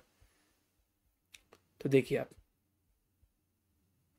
इसको तो अपन लोग डायरेक्टली रिव्यू कर सकते हैं। Sir stock of finish goods दिया है, ओपनिंग तुम्हारी क्वांटिटी दी है, क्लोजिंग क्वांटिटी नहीं दी, कोई बात नहीं, निकालने का डेटा दिया होगा। रॉ मटेरियल का ओपनिंग, WIP का ओपनिंग क्लोजिंग दिया हुआ है। ठीक है, मतलब ग्रॉस फैक्ट्री कॉस्ट भी आएगी, नेट फैक्ट्री कॉस्ट भी आएगी। और जब तुम रॉ मटेरियल कंजम्पशन निकालोगे तो opening plus purchase minus closing करना मत भूलना। ये दिया हुआ है परचेजिंग, कैरेज इनवर्ड को परचेजेस में जोड़ देंगे। डायरेक्ट वेजेस तो डायरेक्ट वेजेस में जाएगा, रॉयल्टी तुम्हारा डायरेक्ट एक्सपेंस में जाएगा। फिर बोल रहा है purchases of special design mould pattern estimated 12 production cycle 153,600। तो हमारा कॉस्ट शीट कितने समय के लिए है सर? 1 महीने का कॉस्ट शीट है, April 1 से 30 अप्रैल, और 12 प्रोडक्शन साइकिल लिखा हुआ है। शायद 1 महीने मतलब एक साइकिल होगा। तो assume that 1 production cycle is completed in 1 month. Yes, तो 1 महीने में एक प्रोडक्शन साइकिल है। इसका मतलब ये हो गया कि इस कॉस्ट को तुम डिवाइडेड बाय 12 करके लोगे 1 महीने की कॉस्ट शीट। पूरा मत लेना, अमोटाइज्ड वैल्यू लेना है। फिर पावर, फ्यूल एटसेट्रा के बारे में जब कुछ ना लिखा हो तो हम लोग डायरेक्ट एक्सपेंसेस में ले लेते हैं as per the list. Research and development हम लोग BCOP में ले लेते हैं। क्वालिटी कंट्रोल भी हम वही लेते हैं। प्राइमरी पैकिंग भी हम BCOP में लेते हैं। एडमिन के बारे में कुछ भी नहीं लिखा हुआ है, तो आपके पास चॉइस है, आप बिफोर प्रोडक्शन भी ले सकते हो या फिर आप इसको ले सकते हो एज अ जनरल। तो क्योंकि कहीं कुछ परसेंटेज वैल्यू कुछ भी नहीं दिया तो मैं तो इसको जनरल अज्यूम करना ज़्यादा बेटर होगा। अगर as a percentage of wages या ऐसा परसेंटेज ऑफ वर्क कॉस्ट कुछ दिया होता तो फिर हम लोग BCOP में लेते तो सही रहता। Salary and wages for supervisor and foreman, ये तो फैक्ट्री के लोग हैं सर, फैक्ट्री ओवरहेड में आ जाएगा। ओपनिंग स्टॉक का प्राइस भी दिया हुआ है। During the month 1,52,000 were produced, 1,52,600 were sold and closing stock company follow कर रही FIFO method. Selling and distribution के खर्चे हैं 20 पैसा पर यूनिट, तो नंबर ऑफ यूनिट्स में 0.2 रुपीज़ मल्टीप्लाई कर देंगे। ठीक है, prepare a cost sheet for the month और लास्ट में सेलिंग प्राइस पर यूनिट भी निकाल दो। सिंपल है भाई, मतलब इसमें भी कोई बहुत ज़्यादा चैलेंज है नहीं। क्वांटिटी की अगर मैं बात करूं तो तुमने 152,600 सेल कर दिया और तुमने प्रोड्यूस किया था 152, और ओपनिंग क्वांटिटी तुम्हारे पास कितनी थी? 2,500। तो क्लोजिंग में कितनी बची होंगी वो निकाल दो। तो 2,500 ओपनिंग में थी, 152,000 मैंने इस बार और बनाई, उसमें से 152,600 मैंने यूज कर लिया। तो 1900 units, this 1900 units is my closing stock, जिसको मैं नॉर्मली जैसे हम लोग कॉस्ट शीट में निकालते हैं वैसे ही निकाल देंगे। तो आपको ऐसी ओवरव्यू करके देखना हो तो देख सकते हो। देखो रॉ मटेरियल परचेज लिया, ओपनिंग क्लोजिंग एडलेस किया, कैरेज इनवर्ड लिया, ये कंजम्पशन आ गया। Direct wages, royalty, amortise cost देखो डिवाइडेड बाय 12 करके लिया, और पावर को आपने डायरेक्ट एक्सपेंस में ले लिया, प्राइम कॉस्ट आ गया। सैलरी वेजेस एटसेट्रा लिया तो फैक्ट्री ओवरहेड आ गया, ये आ गया gross factory cost. Opening closing WIP को एडजस्ट किया, ये आ गया फैक्ट्री कॉस्ट। फिर आपने research development, primary packing, BCOP के 2 आइटम लिए, आ गया COP। अब ये जो COP तुम्हारा निकला है 1243,400, ये कितनी यूनिट्स के लिए है? ये 1243,400 सर हमारी है प्रोड्यूस्ड यूनिट्स के लिए, विच इज 1,52,000 आई गेस। हाँ 152, जिसमें से 1900 क्लोजिंग में है। तो इसको मैं डिवाइड करूंगा 1,52,000 यूनिट से और 1900 से मल्टीप्लाई करूंगा। तो देखो भाई हमारा आंसर मैच करता क्या? 1,24,3,4 divided by 152,000 into 1900 is giving me 155,442। बराबर है सर, मैच। पता नहीं इन्होंने कैसे निकाला, भगवान जाने। आंसर वही आ रहा है बट कैलकुलेशन अपन को तो समझ में नहीं आ रहा। एडमिन ओवरहेड, सेलिंग डिस्ट्रीब्यूशन देखो, जितनी यूनिट सोल्ड हैं उसका 0.2, ये ध्यान रखने वाली बात है। और फिर COS आ गया तो प्रॉफिट जोड़ के सेल्स निकाल सकते हो। अच्छा, पेपर जो है ना, हिंदी मीडियम का जो पेपर आया था उसमें ये 45,500 था WIP का ओपनिंग, तो फिर सॉल्यूशन ही पूरा बदल जाएगा ना भाई, इसलिए उन्होंने दो सॉल्यूशन दिए, एक 42,500 करके और एक 45,500, तो हिंदी मीडियम वालों के लिए वो एप्लीकेबल था 45,500 वाला। ये हो गया हमारा क्वेश्चन 3B। तो कॉस्ट शीट भी done. Yes, cost sheet with units data, cost sheet and selling price, basic easy question. Joint product and by product पर अच्छा क्वेश्चन आया था और 10 नंबर का आया था। तो ये 4A वाला क्वेश्चन अपन फटाफट देख लेते हैं। ABC company processes a product X that passes through 3 process RS&T। अब लगने को तो भाई जॉइंट प्रोडक्ट का क्वेश्चन है, लेकिन प्रोसेस कॉस्टिंग और जॉइंट प्रोडक्ट बाय प्रोडक्ट दोनों का मिक्स भी है, बोल सकते हो तुम इसको। तो 3 प्रोसेस है RST, 3 टाइप के रॉ मटेरियल यूज करते हो, JKL 40-40-20 के प्रोपोर्शन में यूज कर रहे हैं इन द प्रोसेस R, मतलब पहली प्रोसेस में मटेरियल इनपुट करते हैं ना। The output of each process is transfer to the next process. Process loss is 10% of input in each process, तीनों में नॉर्मल लॉस 10% है। At the stage of output of T, मतलब R से गया S में, S से गया T में, तो जो T तुम्हारा फाइनल प्रोसेस है ना, वहां पर दो चीजें निकलती हैं, एक बाय प्रोडक्ट निकलता है Z, ठीक है, और एक निकलता है मेन प्रोडक्ट X। तो X और Z का जो रेशियो है वो 80-20। Selling price of the product तुमको दिया हुआ है 60 रुपीज पर केजी, और कंपनी ने टोटल इतने केजी X प्रोड्यूस किया है। मटेरियल की प्राइस देख लो तुम, J की और K की और L, तीनों के परचेज प्राइस दिए हुए हैं। फिर प्रोसेस R, S और T में वेरिएबल कॉस्ट, मतलब उसको प्रोसेस करने के खर्चे, ये तो मटेरियल के हो गए, ये प्रोसेस करने के खर्चे हो गए, और ये हो गया fixed cost of each process.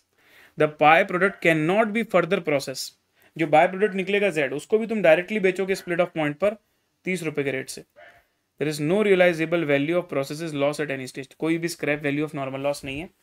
Prepare a statement showing the apportionment of joint cost on the basis of sales value of the product X and by product Z at split of profitability of product X and product Z। अब बोल तो दिया उसने कि भाई joint cost को बांट दो, लेकिन ये जॉइंट कॉस्ट मतलब क्या? R, S और T तीनों प्रोसेस में जितने भी खर्चे हुए सब जॉइंट है, क्योंकि T का आउटपुट है ना ये दोनों, मतलब T तक के सारे खर्चे कॉमन थे, और T प्रोसेस खत्म होते ही एक तरफ Z निकला एक तरफ X निकला, तो इसका मतलब तुम्हें पूरी प्रोसेसिंग कॉस्ट निकालनी पड़ेगी। अब समझो, हमको ये तो पता ही नहीं कि मटेरियल कितना कितना केजी लगा हुआ है, कैसे निकालेंगे सर? तो हमको रिवर्स जाना पड़ेगा, मतलब 14,580 केजी हमारा आउटपुट निकला, तो प्रोसेस, तीसरी प्रोसेस का इनपुट कितना था, फिर सेकंड प्रोसेस का इनपुट कितना था, फिर फर्स्ट प्रोसेस का इनपुट कितना था, फिर उसमें तीनों मटेरियल का रेशो क्या था। तो ये चीज एकदम अनोखी आई है, एकदम खास आई है, बहुत ही अमेजिंग क्वेश्चन है सर। Question number 4A। तो यहां पर मैं सबसे पहले निकाल देता हूं calculation of material quantity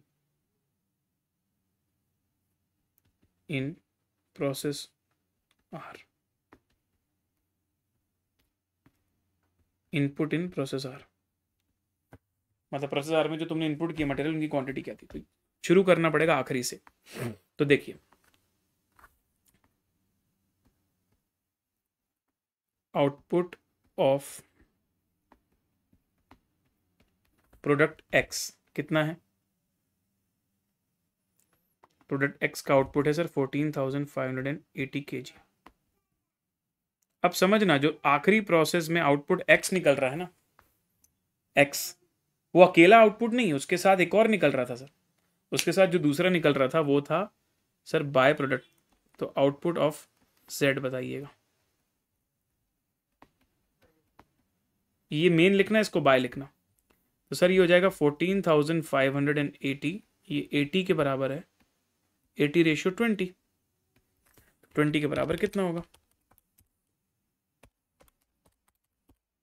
3645। So this is total output of process RST था ना, तो ये आखिरी process T, which is 18,225 kg। अब सुनना ना, इनपुट ऑफ प्रोसेस T बोल दो और आउटपुट ऑफ आर बोल दो, एक ही बात है, नहीं आउटपुट ऑफ एस बोल दो, एक ही बात है। तो 18,225 कब निकला? 10% लॉस के बाद। तो 18,225 में 90% डिवाइड कर दूंगा तो पता चल जाएगा कि इनपुट कितना हुआ यहाँ, 20,250 kg ये तुम्हारा इनपुट हुआ प्रोसेस टी में। उसके बाद वापस से सुनना, इनपुट ऑफ एस और आउटपुट ऑफ आर,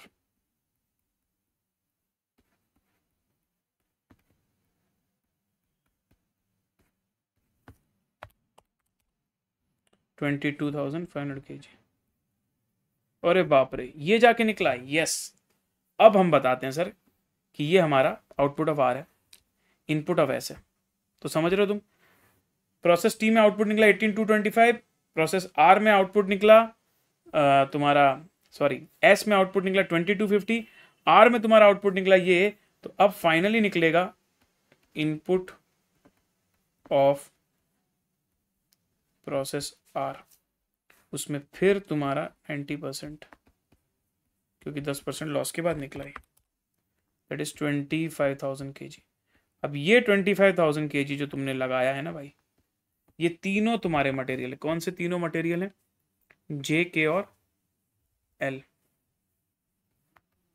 और किस रेशियो में है जे, के और एल? 40-40-20 के रेशियो में। 10,000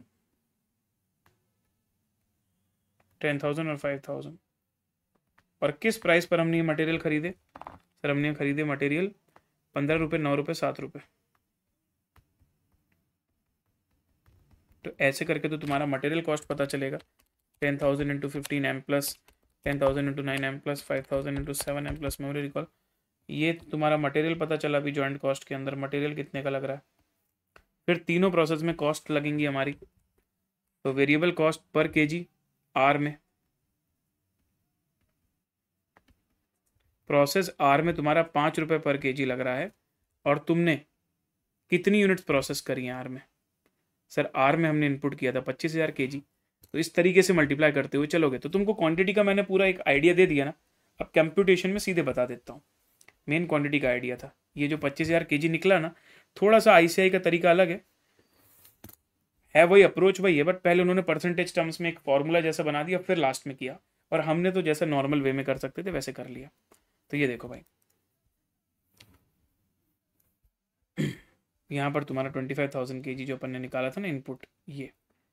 अब अगर 25,000 kg इनपुट पता चल गया है तो तुम ये भी जान चुके हो कि भाई आर, एस और टी में मटेरियल कितने रुपए का लग रहा है। 275 ये निकाला अपन ने। अब जहां पर जितनी जितनी इनपुट यूनिट्स गई उस पर रेट लगा के तुमको वेरिएबल कॉस्ट पता चल गया। फिक्स्ड कॉस्ट तुमको डायरेक्टली दिया था। इससे ये पता चल गया कि तीनों इंडिविजुअल प्रोसेस में टोटल कॉस्ट हमारी कितनी है। तो 346,900 हमारा ये टोटल कॉस्ट हो गया। और फिर ये तीनों जोड़ दिया, मटेरियल जोड़ दिया इसमें, तो ये आ गई हमारी टोटल जॉइंट कॉस्ट। अब अलोकेशन तो सबसे ईजी है। तो एक्चुअली देखा जाए तो इसका जो फाइनल रिक्वायरमेंट है वो ईजी है, लेकिन फाइनल रिक्वायरमेंट निकालने के लिए जो टोटल जॉइंट कॉस्ट चाहिए ना, उसमें मेहनत है। समझ गए आप? तो उसमें मेहनत कैसे थी कि सर हमको पहले रिवर्स कैलकुलेट करके ये पता करना पड़ा कि इनपुट कितना है, क्वांटिटी। फिर उसको तीनों मटेरियल के रेशियो में निकाला, तो तीनों मटेरियल एग्जैक्टली कितने कितने रुपए के ये पता चला। फिर तीनों प्रोसेस में जितनी जितनी यूनिट्स इनपुट हुई हैं उसके हिसाब से वेरिएबल कॉस्ट लगेगी और फिक्स्ड कॉस्ट अलग से दी हुई है। उन सबको जोड़ा तब जाके 621,900 की जेसी आई है। अब जेसी को बांटने का तरीका पता क्या बोला? In the ratio of sales value. फिर तो कोई दिक्कत ही नहीं है। आपको एक्स और जेड दोनों दिए, दोनों की सेलिंग प्राइस भी क्वेश्चन में दी है, सेल्स वैल्यू आ गई। इस रेशियो में तुम 621,900 को बांट दो, ये बांट दिया। और फिर बाद में बता दो कि दोनों का प्रॉफिट कितना है। तो सेल्स वैल्यू और दोनों की जॉइंट कॉस्ट माइनस कर दिया। सर और कोई कॉस्ट माइनस नहीं होगी? फर्दर प्रोसेसिंग तो दोनों की नहीं हुई है, दोनों स्प्लिट ऑफ पॉइंट पर बिक गए, तो बस एक ही कॉस्ट उन पर माइनस होगी। ओनली जॉइंट कॉस्ट ही लगी है, खुद की इंडिविजुअल कॉस्ट कुछ भी नहीं है। ठीक है, समरी इंपॉर्टेंट वन।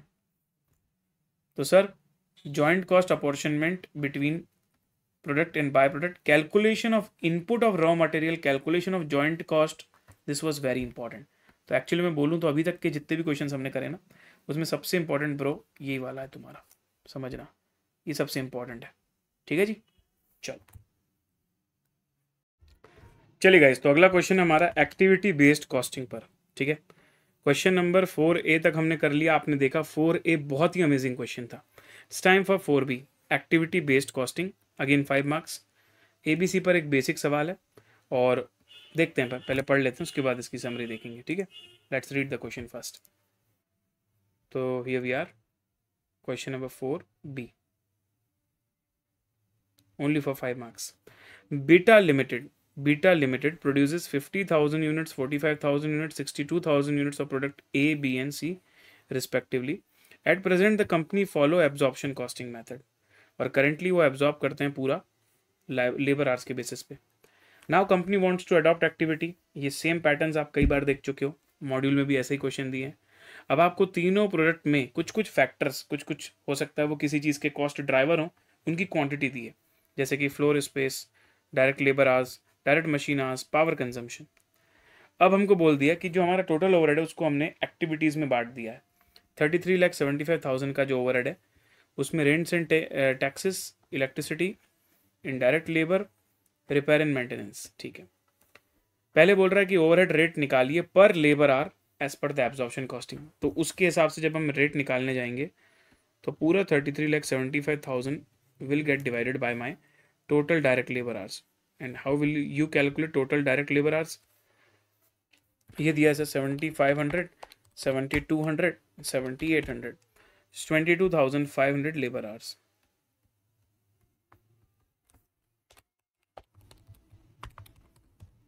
मतलब 150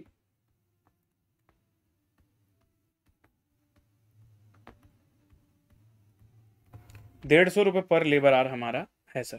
ठीक है, नेक्स्ट, ये तो हो गया sir overhead recovery rate as per absorption. Prepare cost statement showing overhead cost per unit of each product A, B and C as per activity base. तो यहाँ पर पूरा स्टेटमेंट नहीं बनाना तुमको, मटेरियल, लेबर एक्सेट्रा कुछ नहीं दिया, 5 नंबर का है ना।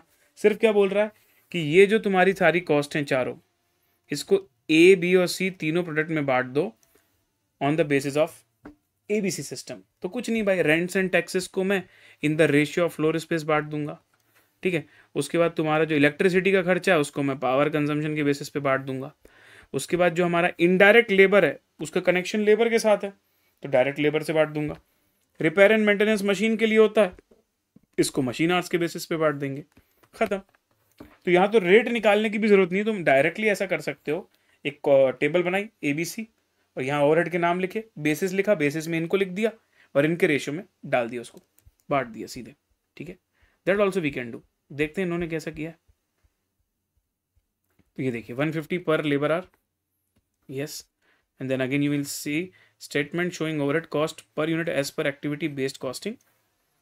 ये देखो, देखा आपने, रेंट, टैक्सेस, इलेक्ट्रिसिटी, ये चारों डाला, इनके ड्राइवर लिखे और रेशियो लिख दिया साथ में और बांट दिया। जो भी टोटल तुम्हारे ओवरहेड्स आ गए उनको नंबर ऑफ यूनिट से डिवाइड कर दिया तीनों प्रोडक्ट की, तो ये आ गया तुम्हारा ओवरहेड कॉस्ट पर यूनिट। ठीक है, तो बहुत ही ज़्यादा आसान क्वेश्चन था। मतलब जनरली ABC का 10 नंबर का आता है, 5 का दिया तो ऑब्वियसली और आसान देगा और डेटा कम देगा। पर नुकसान हो गया यार, ABC से 10 का आता था तो वो बोनस जैसा होता था, वो लोग भी समझ गए ऐसे कि नहीं यार ये लोग ABC में बहुत बोनस लेके जा रहे हैं, 5 का क्वेश्चन दे दिया। ठीक है, मार्जिनल कॉस्ट प्रोडक्ट मिक्स पर बेस्ड क्वेश्चन है, तो प्रोडक्ट मिक्स की भी बहुत प्रैक्टिस करी भाई हम लोगों ने, इसलिए प्रॉब्लम नहीं है, इसको भी फटाफट पढ़ लेंगे एक बार। 4C ना, yes, MNP company limited produces 2 products A and B. The relevant cost and sales data per unit of output is given as below. Product A, product B की direct material, direct labour, variable factory overhead और selling price आपको दिया हुआ है।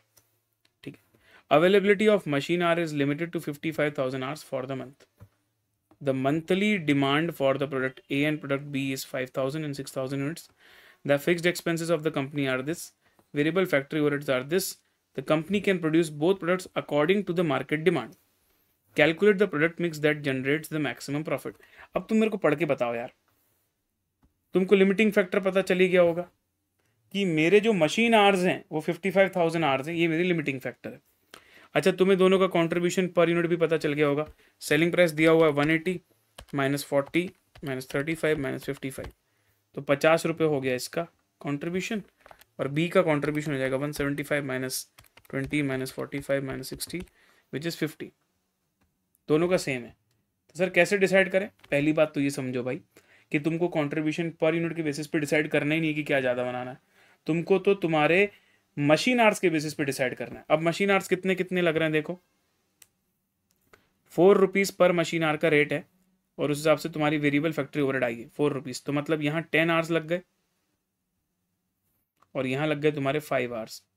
इसका मतलब अगर 10 घंटे स्पेंड करके ये 50 बन देता है पैसा और ये 5 घंटे स्पेंड करके 50 देता है, तो ऑब्वियसली प्रोडक्ट बी को पहले बनाऊंगा और ए को बाद में बनाऊंगा। कॉमन सेंस है ना, क्योंकि बी में 50 रुपीज़ 5 घंटे स्पेंड करके 50 रुपीज़ का कॉन्ट्रीब्यूशन आ रहा है, मतलब 10 रुपीज़ पर आवर, और ए में 50/10 मतलब 5 रुपीज़ पर आवर।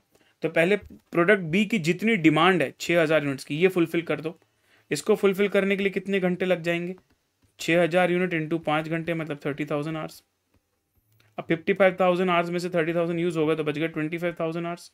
अब ये 25,000 आवर्स में तुम अपॉन 10 करके 2500 यूनिट बना लो ए की, मतलब ए की होगी 2500 यूनिट्स और बी की होगी 6000 यूनिट्स। ये हमारा जो है ऑप्टिमम प्रोडक्ट मिक्स होगा। तो देखो ये भी क्वेश्चन हम बड़ा कर चुके हैं पर उसको भी शॉर्ट वे में यहाँ पर दे दिया है।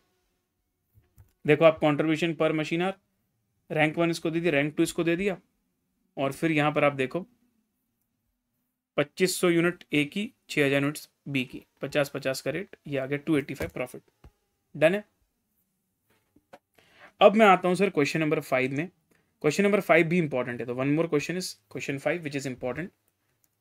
तो यहाँ पर देखिए आप, इसको हमने डन कर दिया मार्जिनल कॉस्ट।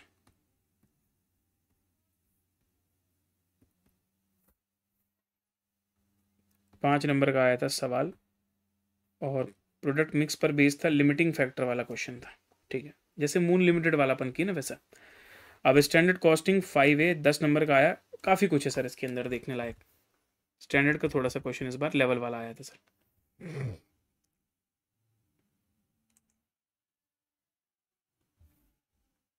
पढ़ते हैं। NC limited uses a standard costing system for the manufacturing of its product x. तो एनसी लिमिटेड जो है वो स्टैंडर्ड कॉस्टिंग सिस्टम यूज कर रहे हैं, उनकी प्रोडक्ट का नाम है X. The following information is available for the last week of the month. 25,000 kg of raw material were actually purchased for 312,500। इससे तुम्हें ये पता चल गया कि उनका मटेरियल का परचेज प्राइस क्या है, मटेरियल की एक्चुअल कॉस्ट क्या है। The expected output is 8 units of product x from each 1 kg।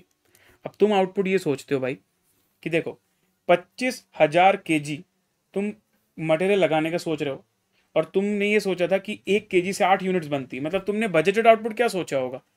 25,000 into 8, मतलब क्योंकि 2 लाख यूनिट बनाने का सोचे होगे और 1 यूनिट 8 यूनिट में 1 kg लग जाता, तो अपॉन 8 मतलब टोटल 25,000 kg मटेरियल की जरूरत है, ऐसा तुमने एस्टिमेशन किया होगा।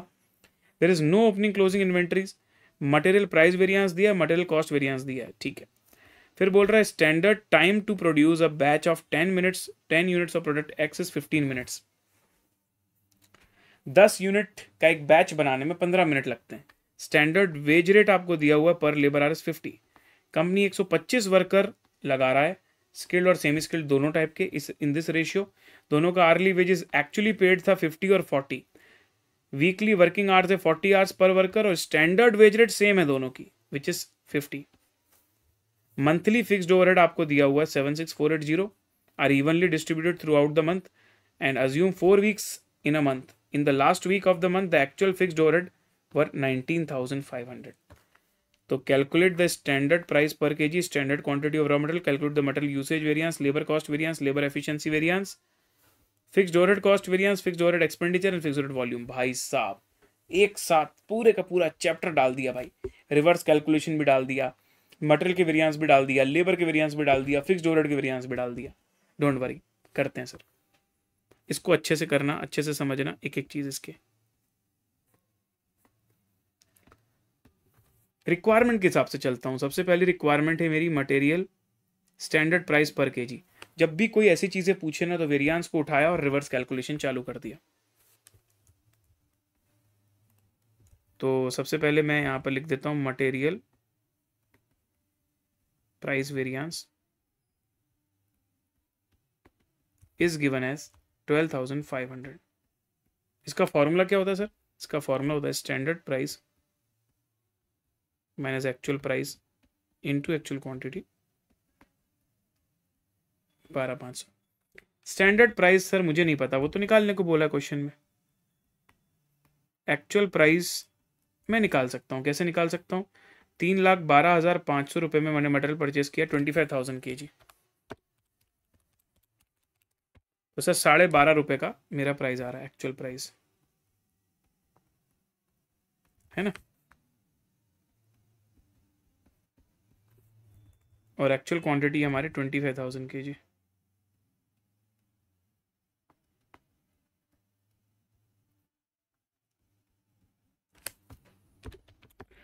तो 12,500 डिवाइडेड बाई 25,000 प्लस 12.5, सर ये आ रहा है 13 रुपीज़ पर केजी। ये तुम्हें एक चीज़ पता चल गई जो कि तुमसे पूछी गई थी, standard price per KG. Done. Second, standard quantity में चलते हैं। तो एक और हमको वेरिएंस दिया है sir, material cost variance.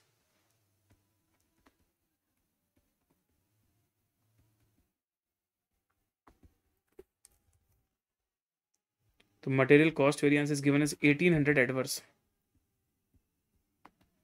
Equation में इसको लिखने जाऊंगा तो मैं लिखूंगा standard quantity into standard price minus actual quantity into actual price, actual cost हो गया, is equals to minus 1800। Standard quantity हमको पता है क्या? स्टैंडर्ड क्वांटिटी कितनी लगनी है सर? वो तो आपसे पूछा है, तो एस क्यू को रहने दो। रही बात एस पी की, तो आपने निकाला हुआ है 13 ऊपर। और रही बात actual quantity into actual price, total cost तो तुमको पता ही ऑलरेडी, दैट इज 3,12,500।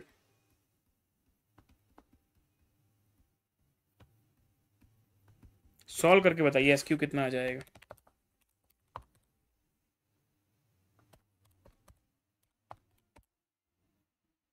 $23,900 kg, समझे? 23,900 kg लगना चाहिए था और ज्यादा लग गया, 25,000 kg लग गया।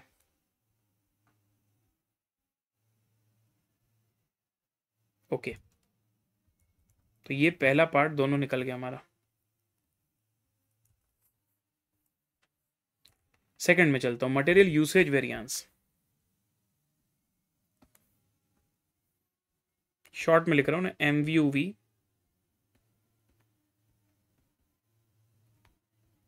Standard quantity minus actual quantity into standard price. Standard quantity कितनी दी है सर?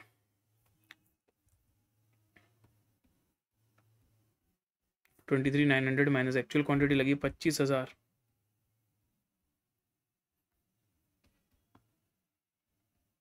13 का स्टैंडर्ड प्राइस। तो 23,900 माइनस 25,000 इंटू 13 मतलब 14,300 एडवर्स। ये था मटेरियल यूसेज वेरिएंस। ठीक है, अब लेबर में आना पड़ेगा सर हम लोगों को। तो लेबर में हमसे पूछ रहा है labour cost variance, labour efficiency. Labour cost variance में तभी निकाल पाऊंगा जब मुझे एक्चुअली पता तो चले भाई कि स्टैंडर्ड आर कितने। तो देखो भाई, पहले मैं यहां लिखता हूं standard hour per unit is 15 minutes upon 10 units. ठीक है, इसका मतलब 15/60 इंटू 1/10 इतना आर्स हो जाएगा। 15/600 0.025 आवर्स पर यूनिट। तो जितना भी एक्चुअल आउटपुट होगा उसको मल्टीप्लाई कर दूंगा। अब एक्चुअल आउटपुट निकालना पड़ेगा, क्वेश्चन में दिया ही नहीं डायरेक्टली। देखो आप, क्वेश्चन में एक्चुअल आउटपुट अलग से कहीं भी नहीं दिया है। अब क्या करें सर? अब ये वाला डेटा तुम्हारा काम आएगा जो एक्सपेक्टेड दिया है ना, एक्सपेक्टेड 8 यूनिट्स। तो देखो भाई,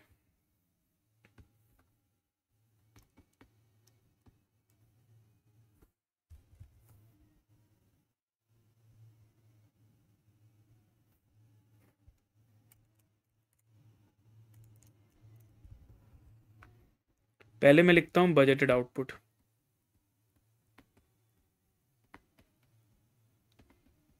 मैं जब मटेरियल खरीदने गया तो यार मैं ये सोच रहा था कि मैं 1 kg से 8 यूनिट बना पाऊंगा, इसलिए मैं 25,000 kg खरीद के लाया, क्योंकि मैंने सोचा था कि मैं 2 लाख यूनिट्स बना पाऊंगा। जब बाद में प्रोडक्शन कंप्लीट हो गया तो मुझे पता चल रहा है भाई कि क्वांटिटी कम लगनी चाहिए थी मटेरियल की। मतलब ज़रूर मैंने प्रोडक्शन जितना सोचा उससे कम बनाया, कितना बनाया लेकिन देखते हैं। तो एक्चुअल आउटपुट के लिए मैं ऐसा बोल सकता हूँ कि जनरली अपन कैसे निकालते हैं भाई, स्टैंडर्ड क्वांटिटी की एक्चुअल आउटपुट की मदद से स्टैंडर्ड क्वांटिटी निकालते हैं। अब उल्टा करेंगे, स्टैंडर्ड क्वांटिटी की मदद से एक्चुअल आउटपुट निकालेंगे। तो स्टैंडर्ड क्वांटिटी ऑफ मटेरियल हमारी निकली हुई है 23,900 kg। मतलब ज़रूर आपने इतना प्रोडक्शन किया होगा, इसलिए आप स्टैंडर्ड क्वांटिटी उतनी बोल रहे हो, समझ रहे हो। आपने 191 200 यूनिट्स बनाई होंगी और आपको पता है कि 8 यूनिट में 1 kg लगना चाहिए, इसलिए आप बोल रहे हो कि 23,900 kg लगना चाहिए था, लेकिन 25,000 लग गया। तो मटेरियल में खरीद के लाया 25,000 kg, क्योंकि मैं सोचा था 2 लाख यूनिट बन जाएंगी, पर थोड़ा मटेरियल लॉस हो गया, इसलिए उतनी 2 लाख यूनिट बन नहीं पाई, कम यूनिट बनी। एक्चुअल आउटपुट इतना ही है। अब बताओ मुझे what is standard hour for 191 200 units. तो 191 200 इंटू 0.025 आवर्स पर यूनिट।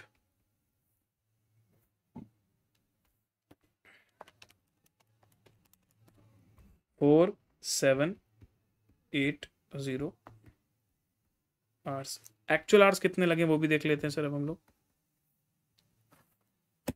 तो एक्चुअल आवर्स का डेटा दिया है, 125 वर्कर लोगों ने 40 घंटे काम किया हफ्ते में,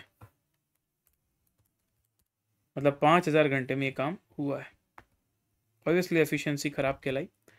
तो लेबर कॉस्ट वेरिएंस बताइए सबसे पहले।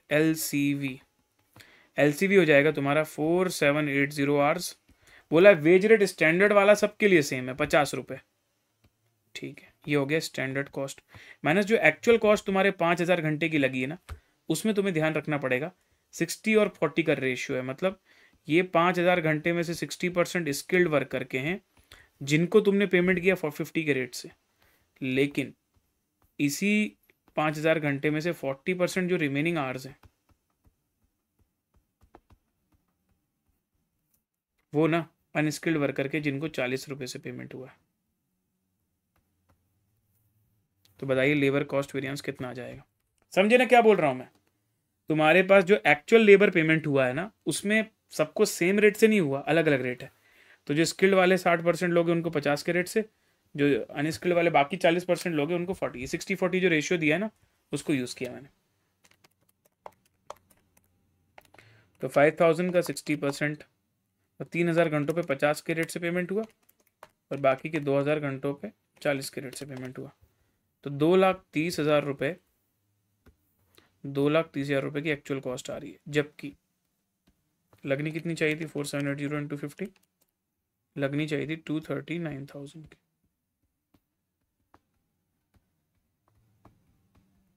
है 9,000 favourable labour cost variance everyone. ठीक है, अब चलता हूं मैं लेबर एफिशिएंसी बोल रहे हैं ना, LEV, जिसका फॉर्मूला होता है जो काम SH में करना था वो तुमने AH में किया इंटू स्टैंडर्ड रेट। तो ये तो हमारा सामने ही है। तो 4780 आवर्स में जो काम होना था वो 5,000 घंटे उसमें लगा दिया आपने। स्टैंडर्ड रेट है 50 का।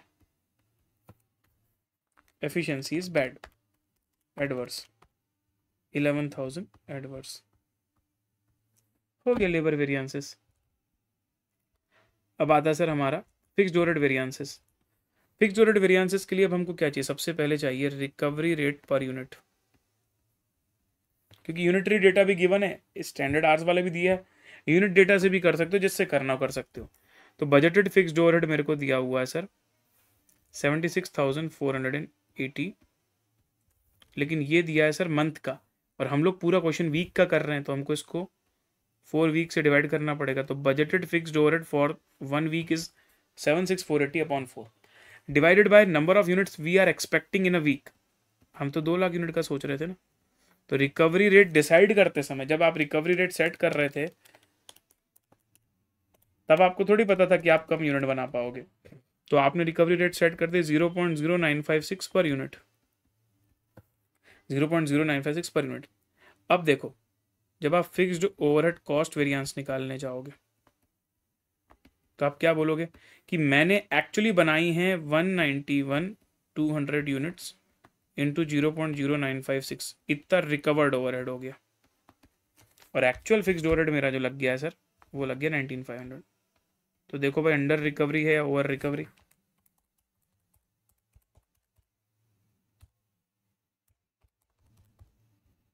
Sir 1221 adverse. और अगला पूछा हमसे फिक्स्ड ओवरहेड एक्सपेंडिचर वेरिएंस।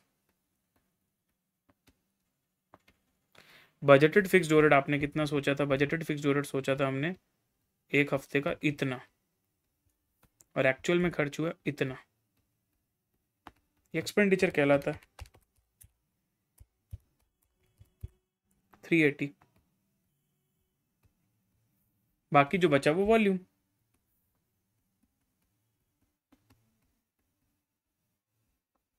मतलब बढ़िया एग्जॉस्टिव क्वेश्चन कर दिया एकदम, हर चीज़ कवर करके। तो वॉल्यूम का फॉर्मूला होता है सर, एक्चुअल आउटपुट आपने कितना बनाया 191,200, और आपने सोचा कितना था 2 लाख, कम यूनिट बनाई तो volume variance adverse into recovery rate 0.0956 per unit.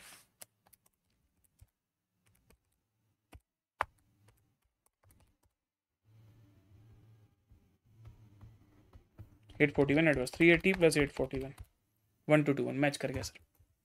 एक बार सर इसको मैच कर लेते, मतलब आंसर्स इसके, और संतोष प्राप्त करके आगे बढ़ जाएंगे।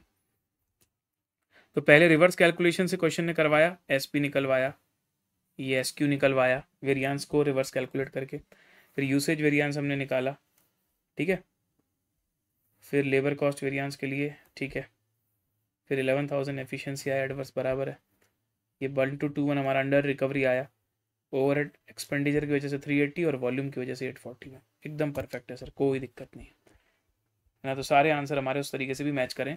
तो सर खास क्या सीखा हमने इस वाले क्वेश्चन में, समरी में जाके पढ़ लेते हैं एक बार।